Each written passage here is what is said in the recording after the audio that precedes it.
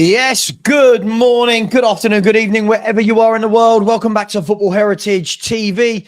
Not a 2-hour, 3-hour stream today, just maybe a cheeky hour. I hope everyone is well. We were going to do the Liverpool-Everton or the Everton-Liverpool Merseyside derby today at 12:30, but of course it's been postponed. So I thought we'd get in a quick few minutes. Now, I realized when I put this title out of my show that it could have multiple meanings, and that's what I was hoping for. What I actually mean by the title of this show is where I've said in the thumbnail, please make up your minds. The hypocrisy is absolutely frightening within our fan base. It is frightening. And I'm going to explain how. And I just don't get it. And yet, listen, everyone is entitled to an opinion. I just can't believe how many people forget what their opinion was 2 weeks ago, a month ago, 3 months ago, and how quickly they change. And I'll tell you what prompted this. As you know, I get a lot of messages a day, a lot of messages in my YouTube comments directly to me, whatever it may be. And some of them are nice. Some of them are me with some of you chatting backwards and forwards about football. I always want to chat to people. Some of them not so nice, and that's fine. And you know, we live with that. But the funniest ones I find are when people message me and say things like, Savva, they always say what you conveniently forget. Like a YouTuber that talks about Spurs all day, every day. You forgot Vicario's injured. No, I didn't. You forgot our centre-backs are out. No, at no time have I forgot that our centre... You know, these are the types of things that you get sent in. So what I've started to do now is when I get these silly messages from people, and I don't know if you lot are aware about this, I'm sure you are, but mostly would be people that have got YouTube channels. When you have a YouTube channel, if let me say, for example, let me pick someone I like and someone that I know likes me. Let me say Tony. Big up Tony. So if Tony messaged into me, I can click on Tony's thumbnail and it will tell me how long his YouTube account has been valid. And it will tell me how many times he has commented on my channel over the years. So I can see if somebody's posted 420 messages or one. So for example, a lot of the times when you get, oh, Savva, you're a prick. You look on it. That YouTube account was created that day or yesterday. Troll. Absolute trolls. Fine. What I can see, though, sorry to use you as an example, Tony, big up to you. What I can see is, and I will get to the point of this, by the way, what I can see is somebody yesterday prompted this, and then I started looking into more. Somebody yesterday said, Savva, you have a pop at Ange. He wasn't backed in the window. He's had loads of injuries. I can't believe you expect us to be challenging. Now, first of all, let me take point 3.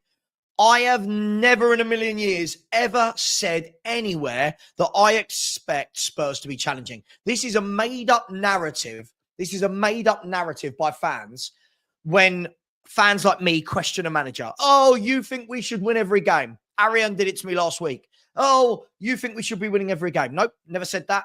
We should be winning titles. No, never said that.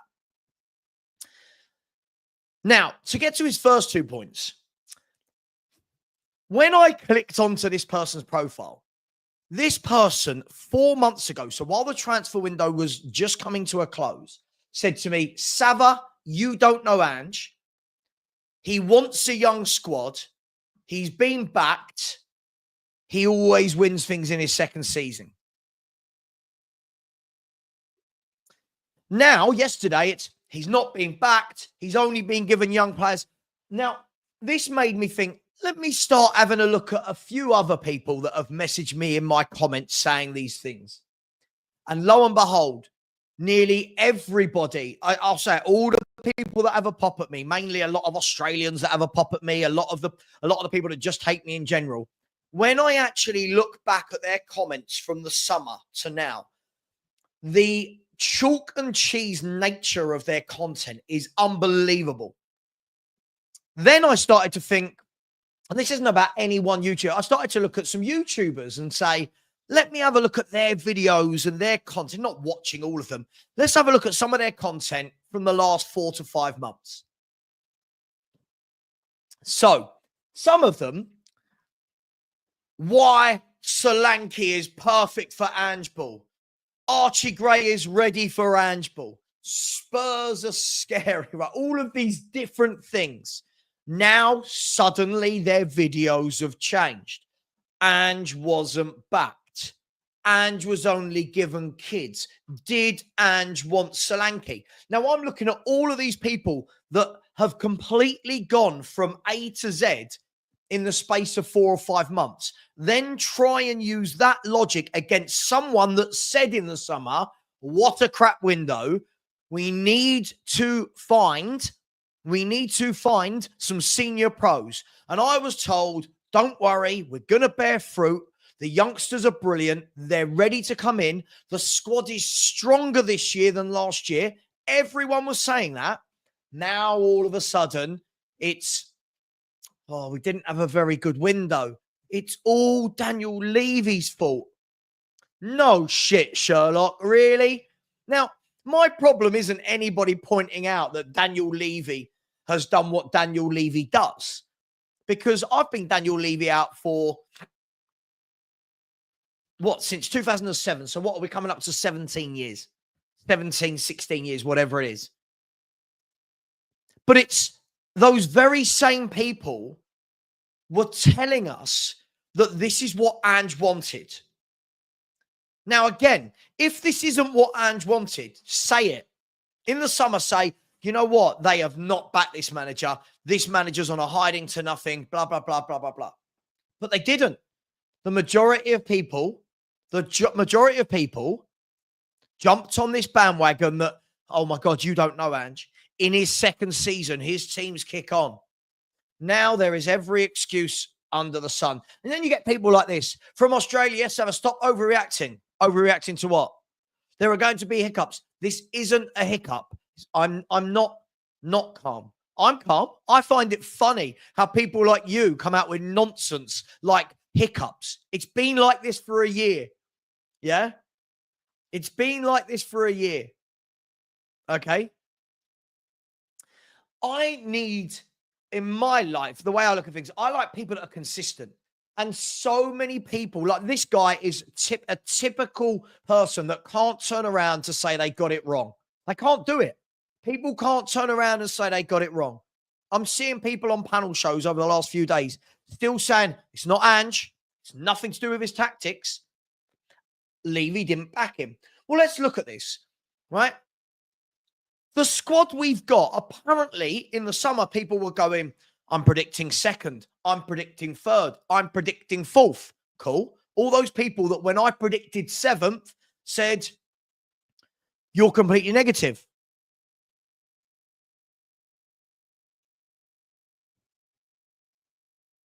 You're completely negative, Savva. Let that sink in.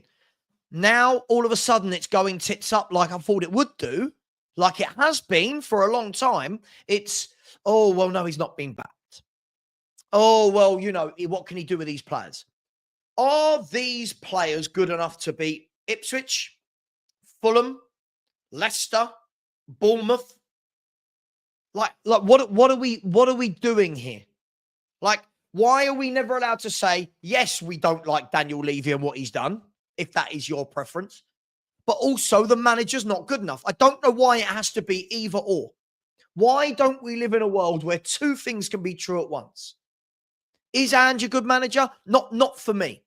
Not for me. I think Ange will do okay in lesser leagues. I think Ange will do okay in lesser leagues. Do I think he's a top manager? No. Kevin, I'm not going to ask people in my chat. Kevin, if you don't understand the nature of my channel, I get people involved. I will go to good comments, bad comments. That's how I interact. If you don't like it, yeah, honestly, mate, you don't have to watch. At the end of the day, I will direct things. I take so much abuse all day, every day, Kevin. I will call people out, right? I will call it out, all right? So it is what it is. Look, at the end of the day, I'm not saying we're going to finish 7th. I'm not saying we can't finish top 4. I don't think we will, but I'm not saying we can't. But I just cannot understand in any way, shape, or form how flip-floppy the fan base has become. I'm hearing that, oh, look at all the injuries. I'm sorry. We had a better team out than Bournemouth. We had a better 1-11 than Bournemouth. Who are we kidding here? Most of that 11 beat Man City. I just don't get it. Look, what I will say is if anyone truly, I say this every show, if anyone truly feels that I'm very wrong with my football opinions, you are more than welcome to come on. Cascade, absolutely. When people say negative, it is. They just don't like your opinion. How many Spurs fans do videos about winning things? Ange kicks on in the second season. Ange makes players better. I don't think he's made anyone better. I think we look dreadful. I think as a team, we are set up so poorly. Now, here's another thing, right? By the way, if anyone disagrees, come on. I absolutely will have the debate with you. I'm up for it. I will absolutely have it out with you. Yeah, I don't care who you are. Yeah? Again, knowing Ange's background, he's a winner. I've got to stop hearing this. The comments he makes in the press don't suggest he's a winner. He leaves us wide open. That is not changing the mentality. Again, Jim, are you Australian? I'm just going to ask because this is what we keep doing. We keep doing this. You don't know Ange. Trust Ange. But when it starts going wrong, no one then says, oh, well, Ange isn't doing well. Why can't people like you just say, he's not doing a good job? Why aren't we allowed to do it? Big up, Mr. Euro. How you doing? Always spreading the truth, my friend. Always. I don't do these fake videos. I looked at one YouTuber earlier, honestly, and the video after Solanke's sign was why Dominic Solanke is perfect, right? Archie Gray's going to step straight in. He's amazing. That same YouTuber this last couple of weeks, Ange hasn't been given the tools. F off. No. See, now that person gets 25, 30,000 views a video because they say nice things. I get accused of you only say the things you do for more clicks and views. If I said nicer things, I'd get more views. That's the way YouTube works. I don't know if anybody knows this. Look, yeah, absolutely. If you disagree, get on and debate me. They won't know Ange. The people like that fan there telling me Ange is a winner, they won't ever come on. I don't think he has. He's been crap. I mean, I thought he was brilliant against City. Roma, I thought he was poor. He came on against Fulham and did nothing. He was crap last night. When we're talking about improving, doing what? He hardly scores. He hardly assists. Don't you think? Listen, Abdul Razak, right? Every manager could say that. Couldn't we say that about O'Neill at Wolves? Well, if he had better players, he'd cook. Couldn't we say that about any manager? Surely if any manager, look, you've got to do better with what you've got. No one's expecting him to challenge. Right? No one's expecting him to challenge. By the way, do you know what? Sod it. I'm going to put the link in. If anyone does want to debate anything, please don't come on if you agree with me. I don't want a friendly chat about what we agree on. All right? I don't want that chat. If I see anybody join who I know will say the same thing as me, I'm not going to bring on. All right? Look, anybody can back the manager. I am not here to tell you to believe this or believe that. Not at all. Believe what you want. But stop flip-flopping on what there are many YouTubers that haven't, by the way. There are many YouTubers that what they said in the summer, they've stuck with. Some loved him in the summer, think he's been backed, and they still think that he's brilliant and they still think he's going to win things. Others thought he'd been backed in the summer, now saying he hasn't. Some, like me, just said, what are we doing? One, I don't think the manager's good enough. Two, what are we doing in the transfer window? Meh. And I've stuck to that. I've never changed my opinion on that. And you know the problem with the ever-changing opinions, by the way, the pin is linked. The link is pinned, by the way, right? So if you do want to come on and debate, you are more than welcome to, right? But if you do, just know that you're going to need to have some facts armed ready with you, right? At the end of the day, I don't expect Spurs to win every game. When people tell me that, that's a lie. I don't expect Spurs every game to win. What I do expect is for us to have some sort of shape where we look like a well-organized, drilled team.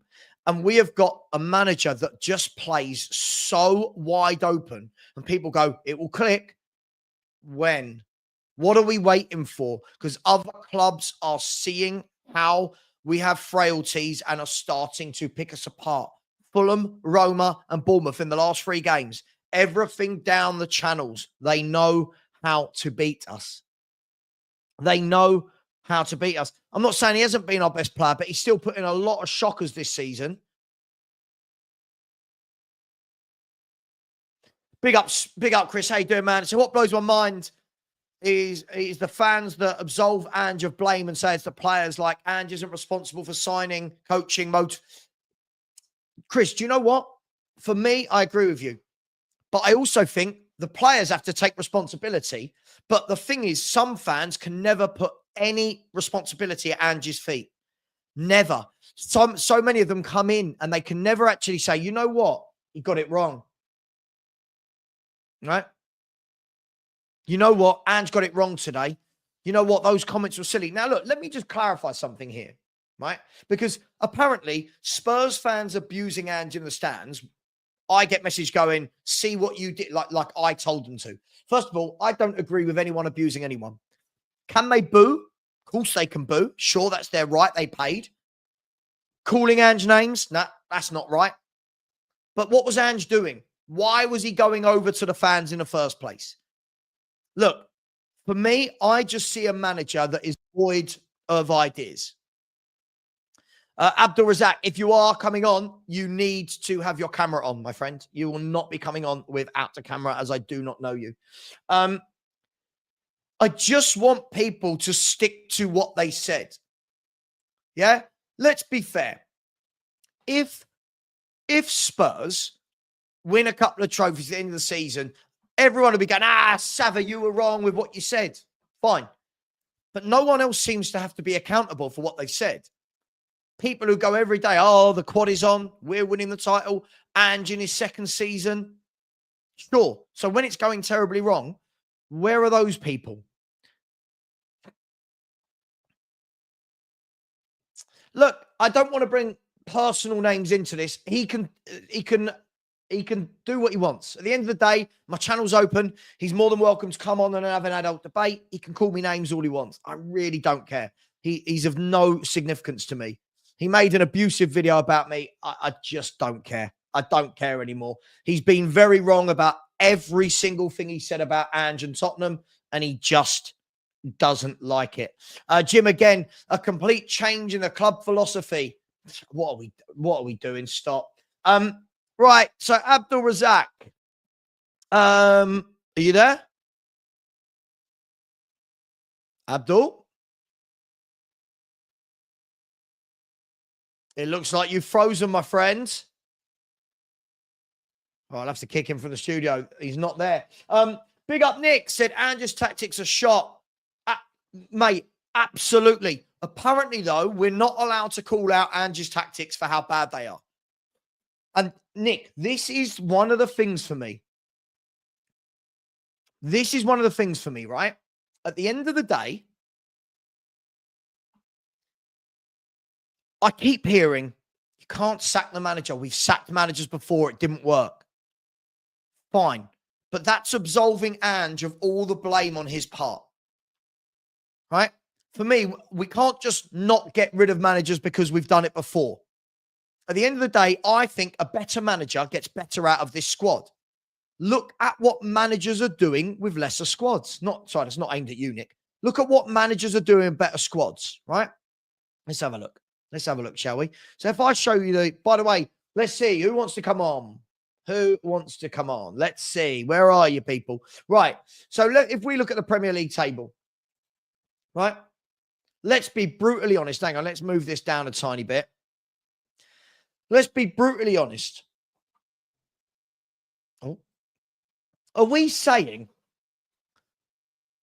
that Forest, Fulham, Bournemouth, Brentford, all teams in and around Spurs there could be above Tottenham Hotspur with the squad that we've got?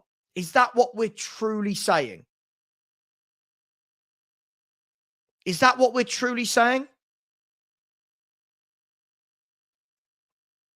I mean, look at that.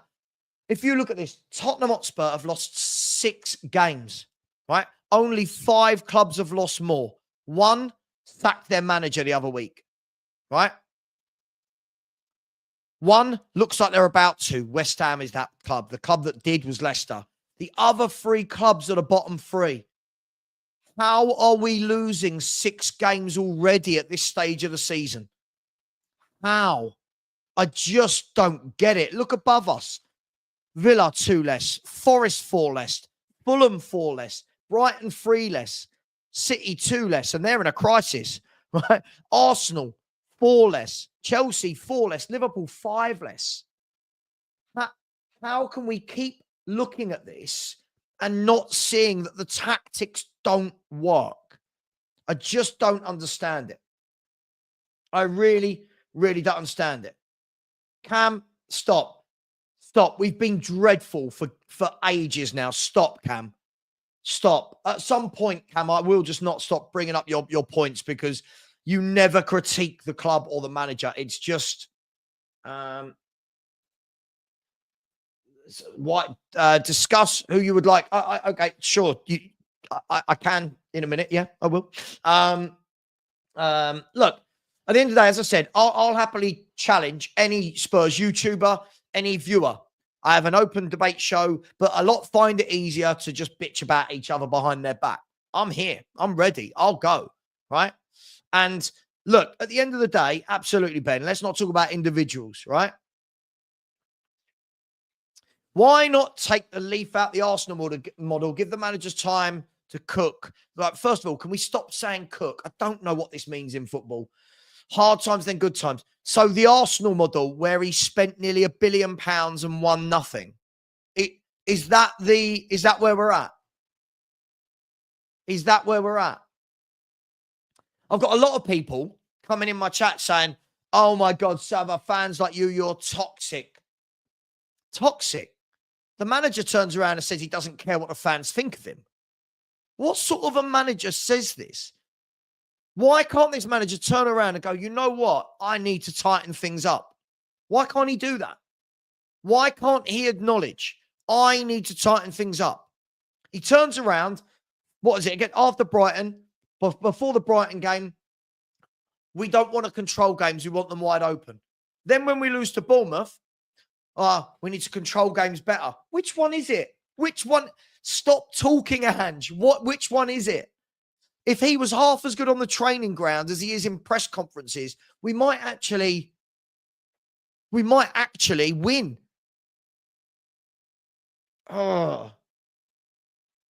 Simply Ace said we can sack the manager who is doing nothing to try and win matches and tactically does not try to change things. This has been happening over the last 14 months. This is my point, Simply Ace. I don't know if any of you remember a while back, I did a massive spreadsheet of facts, figures, and stats. People have been asking me to edit it because we're now 2 months down the line and things aren't getting better. Things aren't getting better. But all the Ange fans, and there's a lot of people I'm convinced are not Tottenham, they are Ange. And that's worrying. Dan has said, fair enough saying you're to beat anyone, but some can't keep it civil, so no point. No, I understand that, Dan. But all I can do is make sure that I'm true to myself, Dan. I'm here. I'm not making videos about a individual. I'm here saying, if you disagree with me, man up, come on. Yeah? Woman up, man up, whatever the correct term is, and come on. I'm getting a little bit bored of people throwing mud, but they can't actually do it to someone's face. I'm getting fed up of people that are wrong constantly, then trying to pit half the fan base against people like me because we've been right. It's baffling. Mafuz, who cares? There's only 8 points from 10th to 2nd. Listen, all this calm down nonsense. I've been saying this for years. I've been saying this for ages with this manager.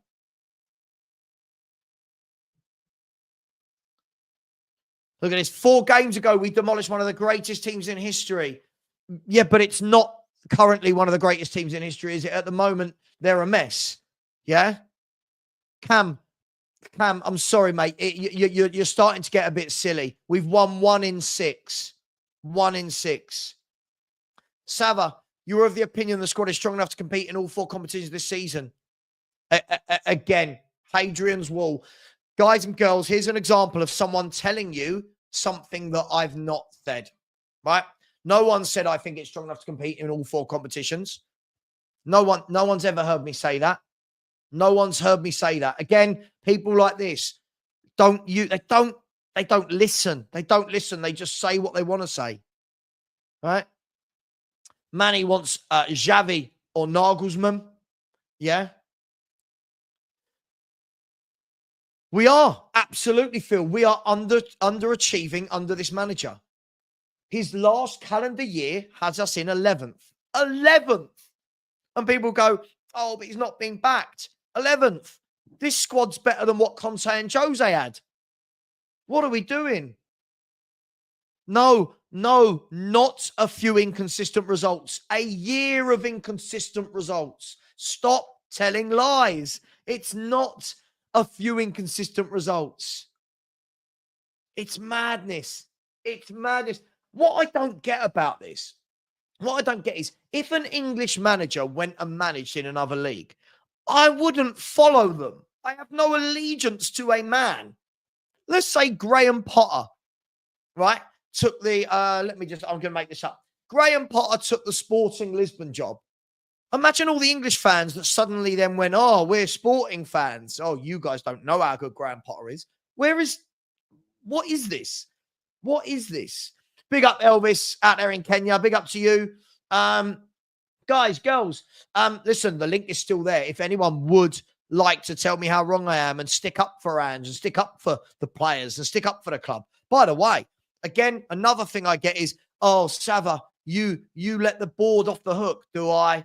I don't go to games anymore because I won't pay the board. But I let them off the hook because I don't think Ange is a good manager. It's madness. It's absolutely madness. Savva, you deserve these owners because you don't protest against what?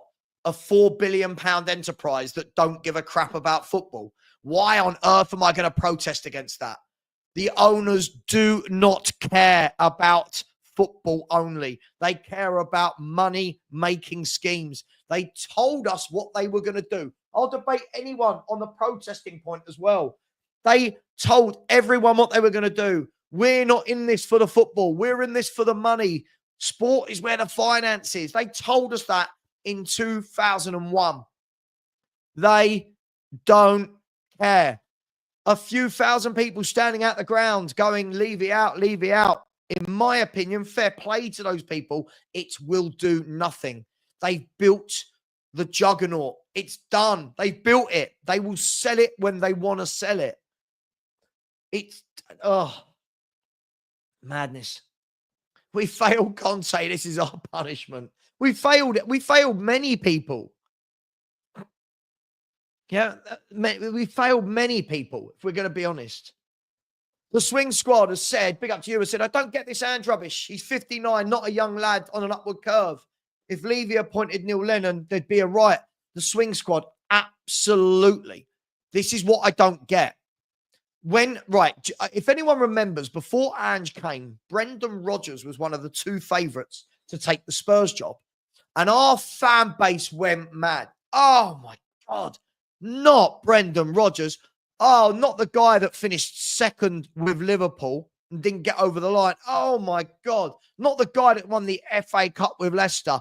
Oh, he's terrible. But Ange, he's a genius. I don't get it.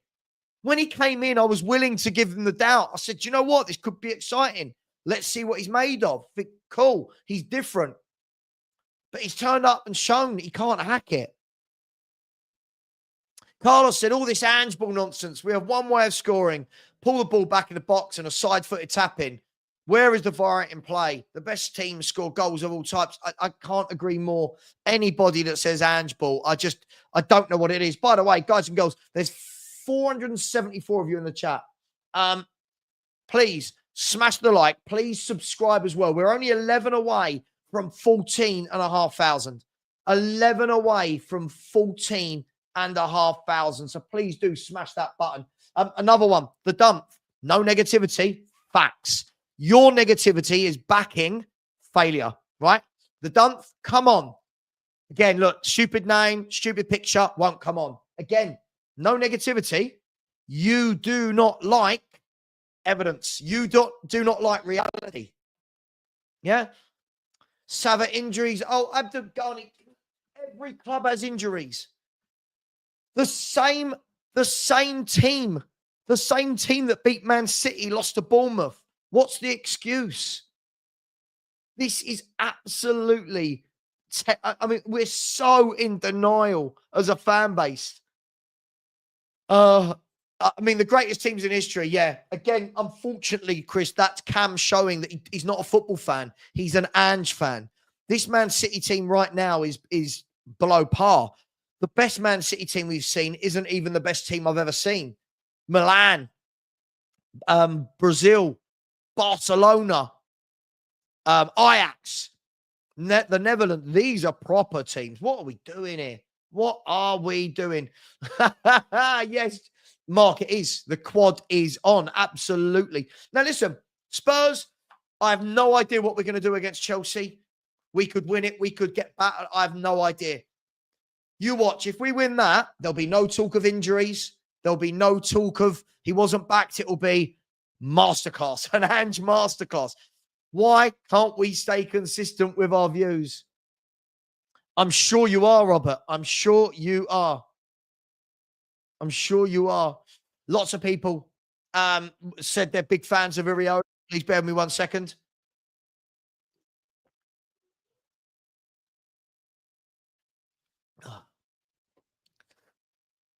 Robski, are you there? Hello? Is this the second person that's tried to come in and it's not worked? Let's have a look. Rob, are you there? Can you wave? I think you've paused. I can't see you moving at all. Your headshot is still. Nope, he's not there either. Well, we're doing well here, aren't we? By the way, thank you to whoever did just subscribe. We're now only 10 away from 14,500, which is absolutely brilliant. So thank you very much. Abdul Razak, I've not seen any manager try and play his football for a reason. It's suicidal. It leaves us open to attacks constantly. Bill, it's mad. Listen, I've got no problem with how any other YouTuber wants to do it, but I'm sick of being talked about when I've been consistent.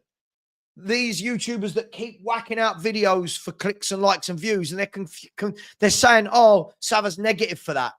The facts back me up. I've not changed my opinion.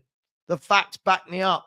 Who would I take if Ange was sacked? I'd take Iriola. I'd take Thomas Frank. I'd take Marco Silva. I'd even take Potter over this manager. Honestly, I genuinely do not rate this manager at all. I think his tactics are some of the worst I've ever seen. I think they're some of the worst tactics I've ever seen. No, I don't feel I know. It's all good, man. It's all good. Yeah. I don't care who the manager is under this. Nothing's unchanged under this ownership. No. See, but again, this is where it's not true. There's two different things. When you say nothing's changing under these ownerships, you might be talking about winning titles and stuff won't happen under this ownership. But should this team be doing better than it is with the players we've got? Yes. That's not on the ownership. There's two very different conversations. And this is why this is such a throwaway statement. Such a throwaway statement for me. Sorry. Exactly. This is why I don't see the point in the protesting. I genuinely don't see the point in it. It's not going to change. Hadrian's Wall says, nice straw man. You avoided to address the points in my comments by dodging it. Hadrian's Wall, come on. Come on. No name, no face. Come on, mate. You lied about something I didn't say. What is there to address? You lied. You said, oh, Savva, you've said this. No, Savva never said that. Man up, grow a pair, click on the button, come on, and let's have the debate. You were in here the other night saying how we were going to come back and batter Bournemouth. It didn't happen. And then you really didn't say, and you know, didn't say anything after that to admit that you were wrong. The fact that we're upset about a terrible transfer window is evidence he hasn't been backed. Sure. Many were saying it was a great window, though, and it was a youth project, and they wanted it. I don't know, just saying. No, I'm not going to that complex. I'm not going to that complex. If I go into that complex, I'm buying food, I'm buying drink, I'm buying programs, and this man's just making money off it. That's my form of protest. People can pay and go. Hadrian's Wall. Listen, people are seeing that you're a big fraud. You won't ever come on. Tell me how I've contradicted myself. Give me a list of 3 things I've contradicted myself. We'll see. Oh, sure. Lionel Messi said that Christian Romero was world class. That should be the end of that discussion. It's for anybody to come on that wants to debate me and thinks I'm wrong. Simple, my friend. Simple. I do love it. I find it so funny when people like that Hadrian's Wall just lie. Yeah, they just lie about what I've said. I love it. The real ones in the chat, they know I don't lie. Aussie Matt, another one who can't ever critique Ange. Aussies are hard as nails. Ange will make all his critiques look silly. Yeah, I've been hearing that for 18 months, and he's going backwards. So good one. Yep, no evidence to that. Another silly comment. Big up to Tony Rodriguez, who's been a channel member for 15 months. Big up to you, Tony. Hope you're well, my man. And Ange out, as always. Big up to you. Big up to Tottenham's PA. Said the question I always ask, would Levy sack himself on his football side of things because he should? And also out of depth. Dr. Tottenham's PA, we all know this, right? I agree. If one of Daniel Levy's employees had been as bad at their job as Daniel Levy has on the football side of things, they'd be sacked. But it goes down to it again. His remit has never been to build a winning team. His remit has been to build Tottenham Entertainment Company with concerts and NFL and the best stadium in the world. He's done all that. So his board are going, well done, Daniel. Pat on the back, Daniel. You've done brilliantly. Our fans think that his remit is, come on, win titles. He don't care. That's not his remit. It's not his remit. Big up to you. Really appreciate that. DMB forever, always chucking in a cheeky little super sticker. Thank you so much. Really appreciate you, DMB forever. Thank you very much. By the way, just quickly before I get to the last 2 super chats, have you noticed how there are so many that will tell me I'm wrong, but none of them can actually come on and put a cohesive conversation together as to why? Isn't that funny how easily people do that? Savva, you're wrong. Savva, you're negative. Savva, you're a fraud. Savva, you're an Arsenal fan. Savva's in the mud. Everything I've said's come true. Everything I've said about this manager, about this team, about the signings, about the squad, about his manager, everything has come true. And yet no one can come on and what? So again, people are saying, has Ange been backed or not? Listen to what I'm saying. I don't think any manager gets backed properly. My point to this is the ones that were all saying it's a youth project, it's great signings. Solanke was brilliant. Gray was a brilliant signing. Bergval's amazing. Odeberg's got the best stats at this, blah, blah, blah. That was my point for anyone. JS, injuries are clearly a factor in the consistency. I tell you what, why have the results been like this for a year then? We haven't had these injuries for a year. Look at the team we had out against Bournemouth. What, that wasn't good enough to play better than it did? Come on. The excuses are mad. Dumph, one more and you're out. One more and you're out, mate. One more and you're out. One more and you're out. Danny, they won't debate me, mate. They won't come on. The Ange lovers. They won't come on. No, hang on, I can hear you now. Yeah, you got me? What's playing up? Yeah, yeah. Cool. I've only been up about half hour. Had a good night's sleep last night, finally. God, not half. Half? Just Yeah. like what? You woke up at 12:30? About that, yeah. Wow. It was needed. Man, I put the link in the chat, and there's lots of people doing the usual. Savva contradicts himself. Savva's wrong. Be calm. It's not that bad. But none of them will come on and can actually tell me how he's done a good job. That's basically why I've jumped on, yeah. How do I put it? Some people have just got it, some people ain't. My opinion is, if you're going to run it off down the side, fine. Everyone is entitled to their opinion. But if you've got a good point to your opinion, then why don't you just go on a show and talk it? No one says you're going to come on the show and have to go toe-to-toe with someone. No one says you're going to have to might as well put up boxing gloves or get in an octagon or something and kick it off. Yeah, I know. Why don't you just come on a show and debate it? Why don't you just come on a show and talk about it even? Doesn't have to be called a debate. Just come and talk it. It won't. But it won't. Well, look, Dan, I want to look at this comment, right? Actually, before I do that, let me get to these super chats, right? Ethan, very generous, my friend. Thank you very much. I said, I don't like the narrative that we'll be starting again if we sack Ange. It isn't like Conte or Mourinho where a squad refresh was needed. We have a nucleus of a good team. Title contenders, no, but better than this. Ethan, Dan, I think I agree with this. I think you might do as well. Every time we get a new manager, we don't have to call it a project or a restart. A new manager would be picking up the nucleus of a good team, put round pegs in round holes, and we've got something to build off, right? Well, if you've got a project, you've got a project. If something's not working in the project, you change it. It doesn't mean you have to change the whole project, does it? It doesn't mean you have to change the whole system. So if it's showing that the manager for this project, whatever it was, process, whatever you want to call it, isn't working or doing the best for it, you take that one out of it and try and find one that will and stick with the process, the project. You obviously tell him what the project or the process is before he comes into it to see if that's what he wants to do and if that's his style of thing. It's obvious it is just not working with Ange. His system, it just isn't working. And it's showing more and more and more that he doesn't want to or doesn't know how to adapt. And he's not doing himself no favors. To be fair to you, Dan, you were one of the first people that said this well over a year ago. You said this, I might be lying, you can tell me if I'm lying. You said this whilst we were in that 10-game run. You said, this system won't work in the league long term. It's not sustainable. And everyone had a pop at you. Go, can't you just be happy? We're in a title challenge. And you've been proven spot on, mate. I can understand why people would have a go at that. Yeah, first 10 games and there's already someone sitting there saying this ain't going to work long time. Yeah, I can totally understand that. It comes across as negative as whatever. You can even say it is in a way.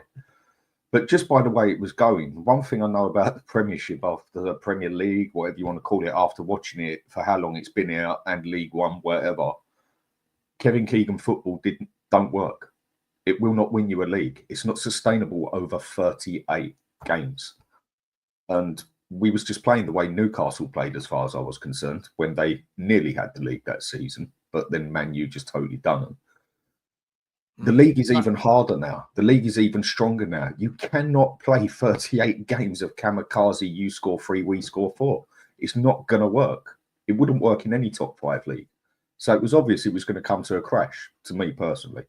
But then I thought he would adapt and keep it rolling in a different way as such. It's the fact that he hasn't adapted. That's all. That's what's done him. Look, I completely agree. Listen, I'm going to read out a comment, then I've got some super chats. I'm going to bring Wolfie on as well. And Wolfie's a Forest fan, and I met Wolfie when doing some filming with William Hill, and I can see him smiling in the background whilst his Nottingham Forest are above Tottenham. Apparently we don't have as good a squad as Nottingham Forest these days. He'll probably waffle on about some Champions Leagues they won. back in like the 30s or whenever it was under Brian Clough. But we'll get to him in a second. He's a great guy. Just quickly, where are we? First and foremost, the whole Conor Gallagher thing wasn't down to wages. Conor Gallagher didn't want to join Tottenham. Please, can we learn? Conor Gallagher did not want to join Tottenham Hotspur. He's a Chelsea boy through and through. That's not the reason why we didn't get Gallagher. Eze, completely different story. But video complete. You, in the summer, you were telling me we're going to challenge for titles. We've spent well. We've got a good squad. Now you're changing your mind like everybody else. Wolfie, I'm going to bring Wolfie in. I'll come to you in a second, Wolfie. Big up to you. Big up to Ethan. Thank you so much for this, mate. Really appreciate you as always. The 1 minute motivation has said, do you think Slot would have been better for us? I don't think Slot would have been better for us. I bloody know Slot would have been better for us. Absolutely. He's a different level of manager to Ange Postecoglou. He doesn't look like an idiot in press conferences. He doesn't say stupid things. Top manager. Really like him. So thank you very much. Shem Tan has said, it's about entertainment, not winning boring 1-0 games. Haven't won a game since, and players have been playing crap ever since. Players hear him too. Shem, really good point. I'm going to talk about this with Dan and Wolfie in a minute. Players hear the press conferences when he's talking about being open, not wanting to control games, undeserved points, which is why we didn't make substitutions. Wanting to entertain. Do they hear that? How do they take that? Crocodox, big up to you. I said I've been apathetic about Ange because the club has no plan to replace barring Mason. But the people gaslighting on how good Ange is, it is insane. Crocodox, I've said for ages, I've never seen a manager do so poorly, get so much love. It is baffling. Big up to you. We Are Spurs TV has said more people need to sub to the Danalist. He's good. Yeah, absolutely. Please do subscribe to the Danalist and subscribe as well to my guests here. I'll put their links in the chat in a second. Big up to you. And Jim, this isn't a super chat, but I just needed to destroy this. Seven starting players are injured. Really? The other night, really, 7 are injured. By the way, at the moment, the fit players, Porro, Adogi, right? Porro, Adogi. Bentancur suspended. He's not injured. Sarr, Basuma, Maddison, Kulu, Son, Solanke, Johnson, Werner.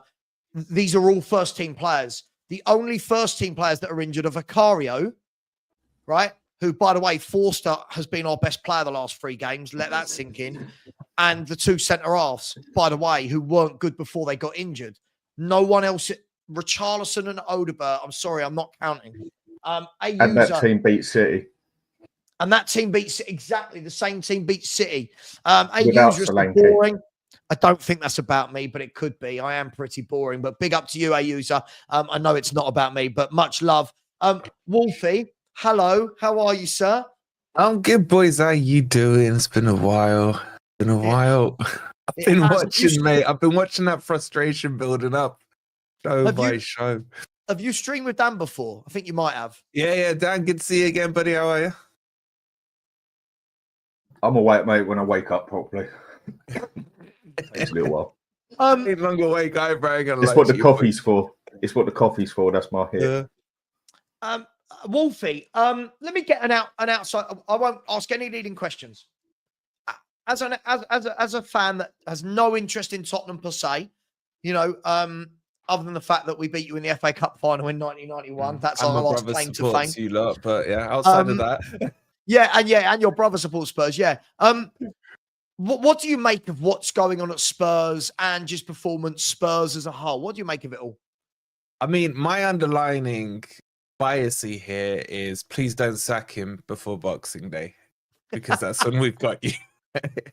It's that's what I'm praying for. Looking at your fixtures, I don't know how he gets there, but I mean, I think I've got to say, to give you your flowers, Savva, you've been the most level-headed with this, because I remember when we were talking back when he first came in and you went 10 in a row, you were just sitting there saying, calm down, just see what he does.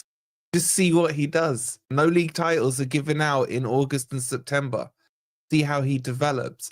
you know, and you had all the Spurs fans putting the name on the trophy and what have you, and then you've seen this car crash happening almost in slow motion, man, and it's just it's obvious even from an outsider that tactically he's not there.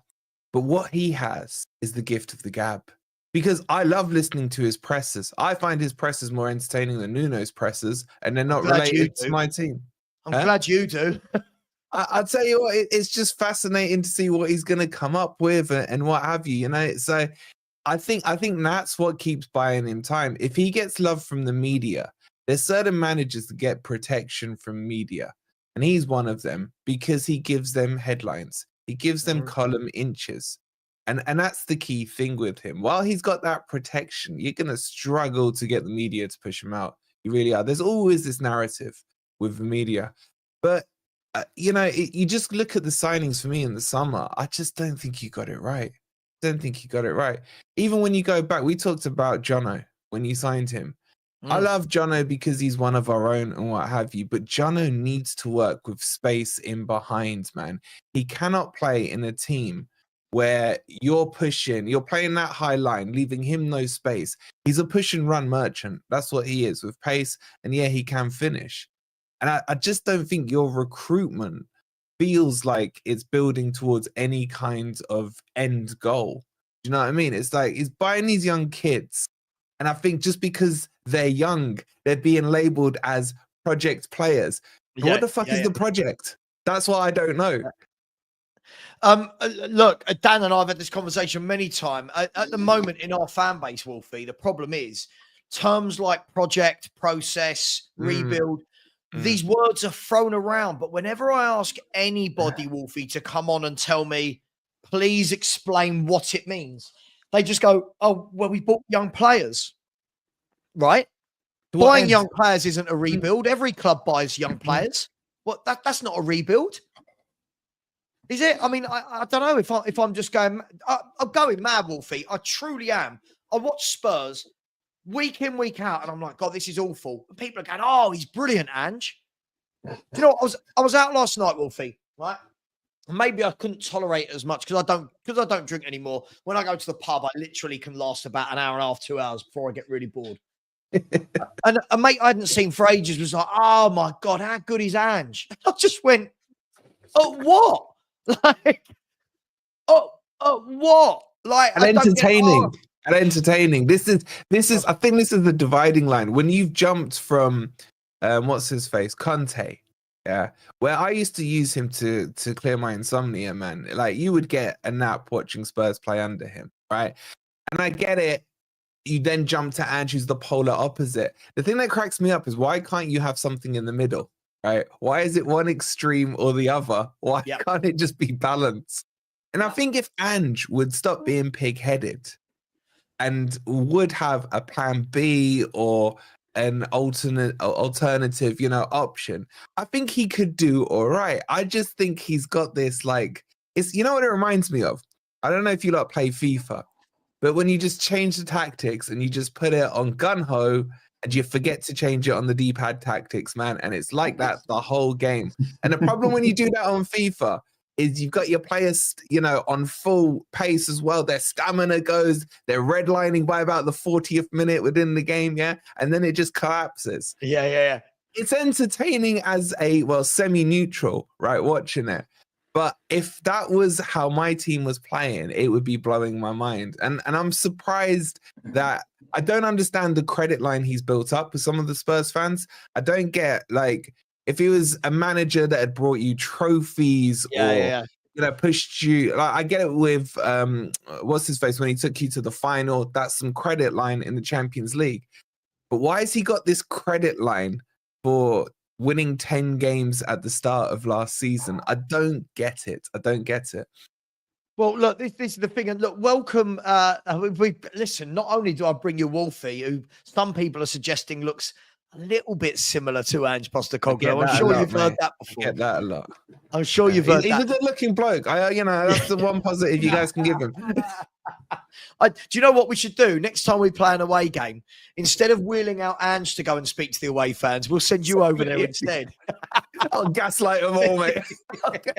In your forest shirt with Ange on the back. Like, With my 2 stars, mate. Alex, welcome. How are you, sir? Are you well? I'm good. I just wanted to come on because last time I was on with this guy below me, the Nottingham Forest guy, I thought he was talking a load of waffle, to be honest with you. I think he was just a joke, to be honest with you. Firstly, he got something wrong. It wasn't Savva that spoke about the truth about this guy, and Postecoglou. No disrespect to you, Savva, because actually I've got a lot of respect for you. You know that already. Yeah. Don't get used to it though, because I don't do it every single time. But the point is, yeah, right. I was the one that said it all day from day dot. Down the Hotspur hood can vouch for me straight away. Yeah, you watch Mr. Box Office TV. I was telling from day dot when everyone was against Mr. Box Office. Yeah, it's now funny. Alex, that's not what Wolfie said. Wolfie was actually referring to, Wolfie will tell me if I'm wrong, at the 10 game stage when we had won 8 and drawn 2. Yeah. That's where I was saying to everyone, whoa, chill. Just calm down. Well, Alex, I was there. You were right. I was there. I was there as well from day dot because I said people were telling me to research this guy. I said I'll research him at Tottenham. Look what's happened. And now everything I said last year, everything I've said since then, even now when people looked at me and said I want Højbjerg back in my midfield, which was embarrassing, which I do admit because I called him bang average. Now I'm hearing most of the fan base saying the same thing I'm saying right now. So what's that all about? When do I get my flowers? You know what I mean? Yeah, that's all I need to say, and that's it.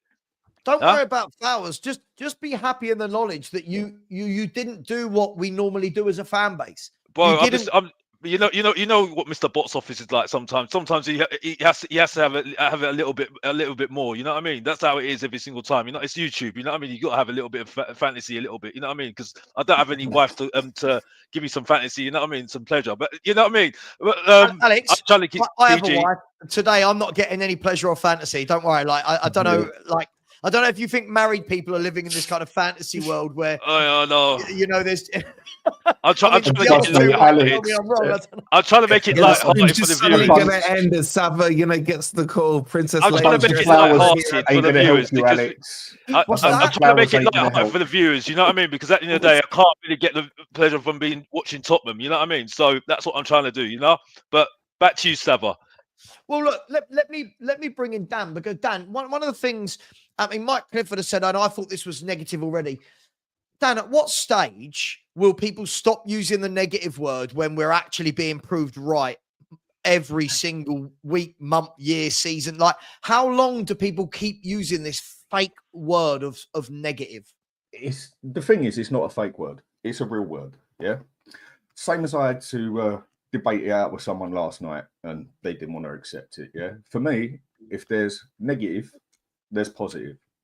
If there's hate, there's love. Let's go through the whole list. If there's black, there's white. You can go through the whole list in the world. Yeah. If there's toxic negative, there's definitely toxic positive. And yeah, I suppose being negative about something is when you sit there straight away and you say, this ain't going to work, this ain't going to work, that ain't going to work, whatever. It can look very negative. But then when time goes on and it starts showing that this negative had an actual solid point to it, and then someone else just sits there basically, no, it's going to work. It's going to work. Ignore the problems. The problems don't matter in life, in football, whatever. Stick them under the pillar. They go away on their own. To me, that is when you end up being toxic positive. Because if you don't look at the problems and you don't fix the problems, they're going to get worse. You're not going to get better. You have to assess what is good in a game, and then you also have to assess what is bad in a game. The way Ferguson said to do it, two autobiographies I've read off him, and the players used to hate him for it, but they got it. When they used to come off the ground, say win a game 4-1, he wouldn't even mention the 4 goals they just scored. He'd switch on them for the game they conceded, for the goal they conceded. Why? Because next time he wants to win 4-0, not 4-1. He'd always pick on the parts that need to be improved and then give them a little shirt up the back like, well done, boys, for winning it overall. But a lot of our lot seem to think that just because we point out, or a majority of us point out the points that need to be fixed where there is a problem, you're just being negative straight away. Well, if the problem is we keep conceding the same goals and we can't fix our set pieces, there's a problem there. It needs to be fixed. Or are we just being negative about it? The Man Dan, City can game. I just pick you up on that set piece point? Because it's something that's quite similar with Forest. Last season, we conceded well over 20 from set pieces. I think we were the second worst. Yeah, I think you were worse than us. Yeah, we were worse. Joint fourth worst, if I remember right. Yeah. This summer gone, the first thing Nuno addressed, remember him, your ex-manager, was the set piece situation. But you talk about Mihalovic, Milenkovic. He brought in Milenkovic specifically to address the set piece issue. For the first 10 games, we faced 48 corners and conceded 0 goals from those. The turnaround, because he saw the issue and decided this is priority number 1, this needs to be resolved. What I'm saying here, some of these things are simple fixes. And they have, if they're not being addressed by Ange, then the question needs to be why. Because Nuno, who all the Spurs fans told me was a terrible manager, that, you know, was clueless tactically, X, Y, and Z on that, was able to spot a similar problem that you guys are having. Why was he able to address it on a lesser budget? It only cost us 12 million to address it with Milenkovic. Yeah. Mate, don't even go there with him. Why hasn't Ange not addressed it? And Ange has had longer to address it because he was in from the summer before. Because he's not a good coach, bruv. He's not a good coach. You see that? But where are the rest of his team, bro? Where's the rest of his team? Who should be helping out in that? That's what specifically I'm saying. He's not a good coach. He only does specifically what he's doing with his system, and that's all he concentrates on, right? And just tries to inspire them with life, and that's what I'm hearing from him. Because like I said before, he's not improved any of the players, by the way. Right, and if he had known it, and I've vouched Dan for this because Savva was absolutely spot on. Dan was the first person that said the system didn't work last year, and he put a system out on his channel saying Conte ball suits this team to the ground. Right, and he said it on his channel. I vouch for him because I saw it myself. Yeah, if he knew that, he would change it to adapt to the players that we've got. You know what I mean? About that? Yeah, like that. Yeah, but he doesn't do it. You know, and like Something I said, like that. No one. Yeah, only difference I said was 2 attacking midfielders, 1 striker. Yeah, that was the only difference. All right, Dan. You know what? I've got that for you as well, mate. There you go. That's the way I said. But either way, I think would work 10 times better than the way we got it. Look, if he would just adapt to some of his problems, like when he blatantly sits there and says, "Yeah," when it gets brought up to him about set pieces and defense, and he goes like this, like, "Yeah, well, that's not my problem," basically, and looks the other way, you start thinking, what are you actually doing here, mate? You've just even been told by the press on live TV that there's a problem there, and you've just made it quite clear that you really don't care. And with Wolf, you getting Milenkovic, I went off my head over that. Yeah, I remember the charity stream. Yeah, 12 million. I've been watching that player for 4 years at Fiorentina. If you would give me a chance to buy a player, I'd have spent 40, 50 million on him all day long, because I rate that player very, very highly. You got a steal and a half with him. Am I right in saying that Nottingham Forest back 2 cost 20 million euros between Murillo and Milenkovic, or 21 million euros or something like that? Something like that. Go further than that. He cost us 12 million. Murillo cost us 11 million. Einar, probably been one of the best fullbacks in the league, was free. And then Alex Moreno's on loan from Villa, so he cost us nothing either. And that's our back line. 40 million. You're right, yeah. And now Murillo is linked with Real Madrid for about 80 million and Barca and what have you. Look, with Ange's ways, if he would just drop that high line by even, say, 5 yards. Yeah. And stop the inverted wingback crap and use them as overlapping wingbacks like they should be, I think he'd sort out 25% of his problems. And if we would also say, see him do that, if we could see him do that, I think a few people would say, "Okay, carry on. Let's see where you take it from here." But he just won't do it. And the only good games we have won have been when we haven't played inverted wingbacks. Yeah. Well, look, let me get some. I've got some more super chats. And again, listen, you know me. I very much look at the comments. I really like to see what's going on. I think otherwise, you know, YouTube wouldn't really exist without these people watching. So big up to everyone. Big up to all the people who hate me as well, and to the people who love me, and to the people who just don't have any feelings for me at all. My wife probably goes into that bracket. No feelings for me at all, as she's away for the night. I don't know why I need to tell anyone that, but there you go. Where are we? A user said, not you, Savva, more around the team management. I know, mate. I know you weren't talking to me. You're always on it, always one of the good ones. Thank you very much. Really appreciate that. As Leeds, oh, who's this? Sorry, one of the Leeds players just dancing for fun in the box. They are in the ACCA, for anyone that cares. They are in the ACCA. Hey, user, big up. PB and Jam. I'm going to come to this in a second. I thought this was a good talking point. We'll come to this in a second. Hadrian's Wall. And again, look how I'll call it out. Sorry if this sounds rude. Look how dumb football fans are turning into. I want an apology if we beat Chelsea. Why? I've not said that we will definitely lose. Winning a game doesn't change anything. Look over we beat Man City and haven't won a game since.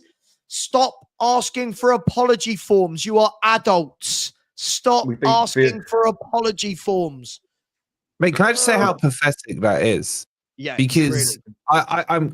I'm not speaking on your behalf, but something tells me that you would like to beat Chelsea, you know, on Sunday. I don't know what it is. I just got this vibe that maybe you would like to beat Chelsea. Why do people want apologies? What the fuck difference does it make if you're gonna apologize or not for a start? This is your opinion, and so far, when you look at the wider scheme of it, you've been proven correct on what you're saying. So a blip, which would be a positive blip for you guys, in essence, you would need to apologize for a result you actually want. It blows my mind. It's like, honestly, mate, don't get me started. And unfortunately, Hadrian's Wall isn't the brightest spark. And again, look, it says it's interesting. Some of you are singing Nuno's praises. I haven't sung his praises. He's doing a good job with what he's got, and we're going to talk to Wolfie about that in a minute. Do I want him at Tottenham? Absolutely not. Do I want him at Tottenham? So what hypocrisy? It's okay to say a manager's doing well without saying I want them. That's like me saying, God, how good is Harry Wilson doing at Fulham?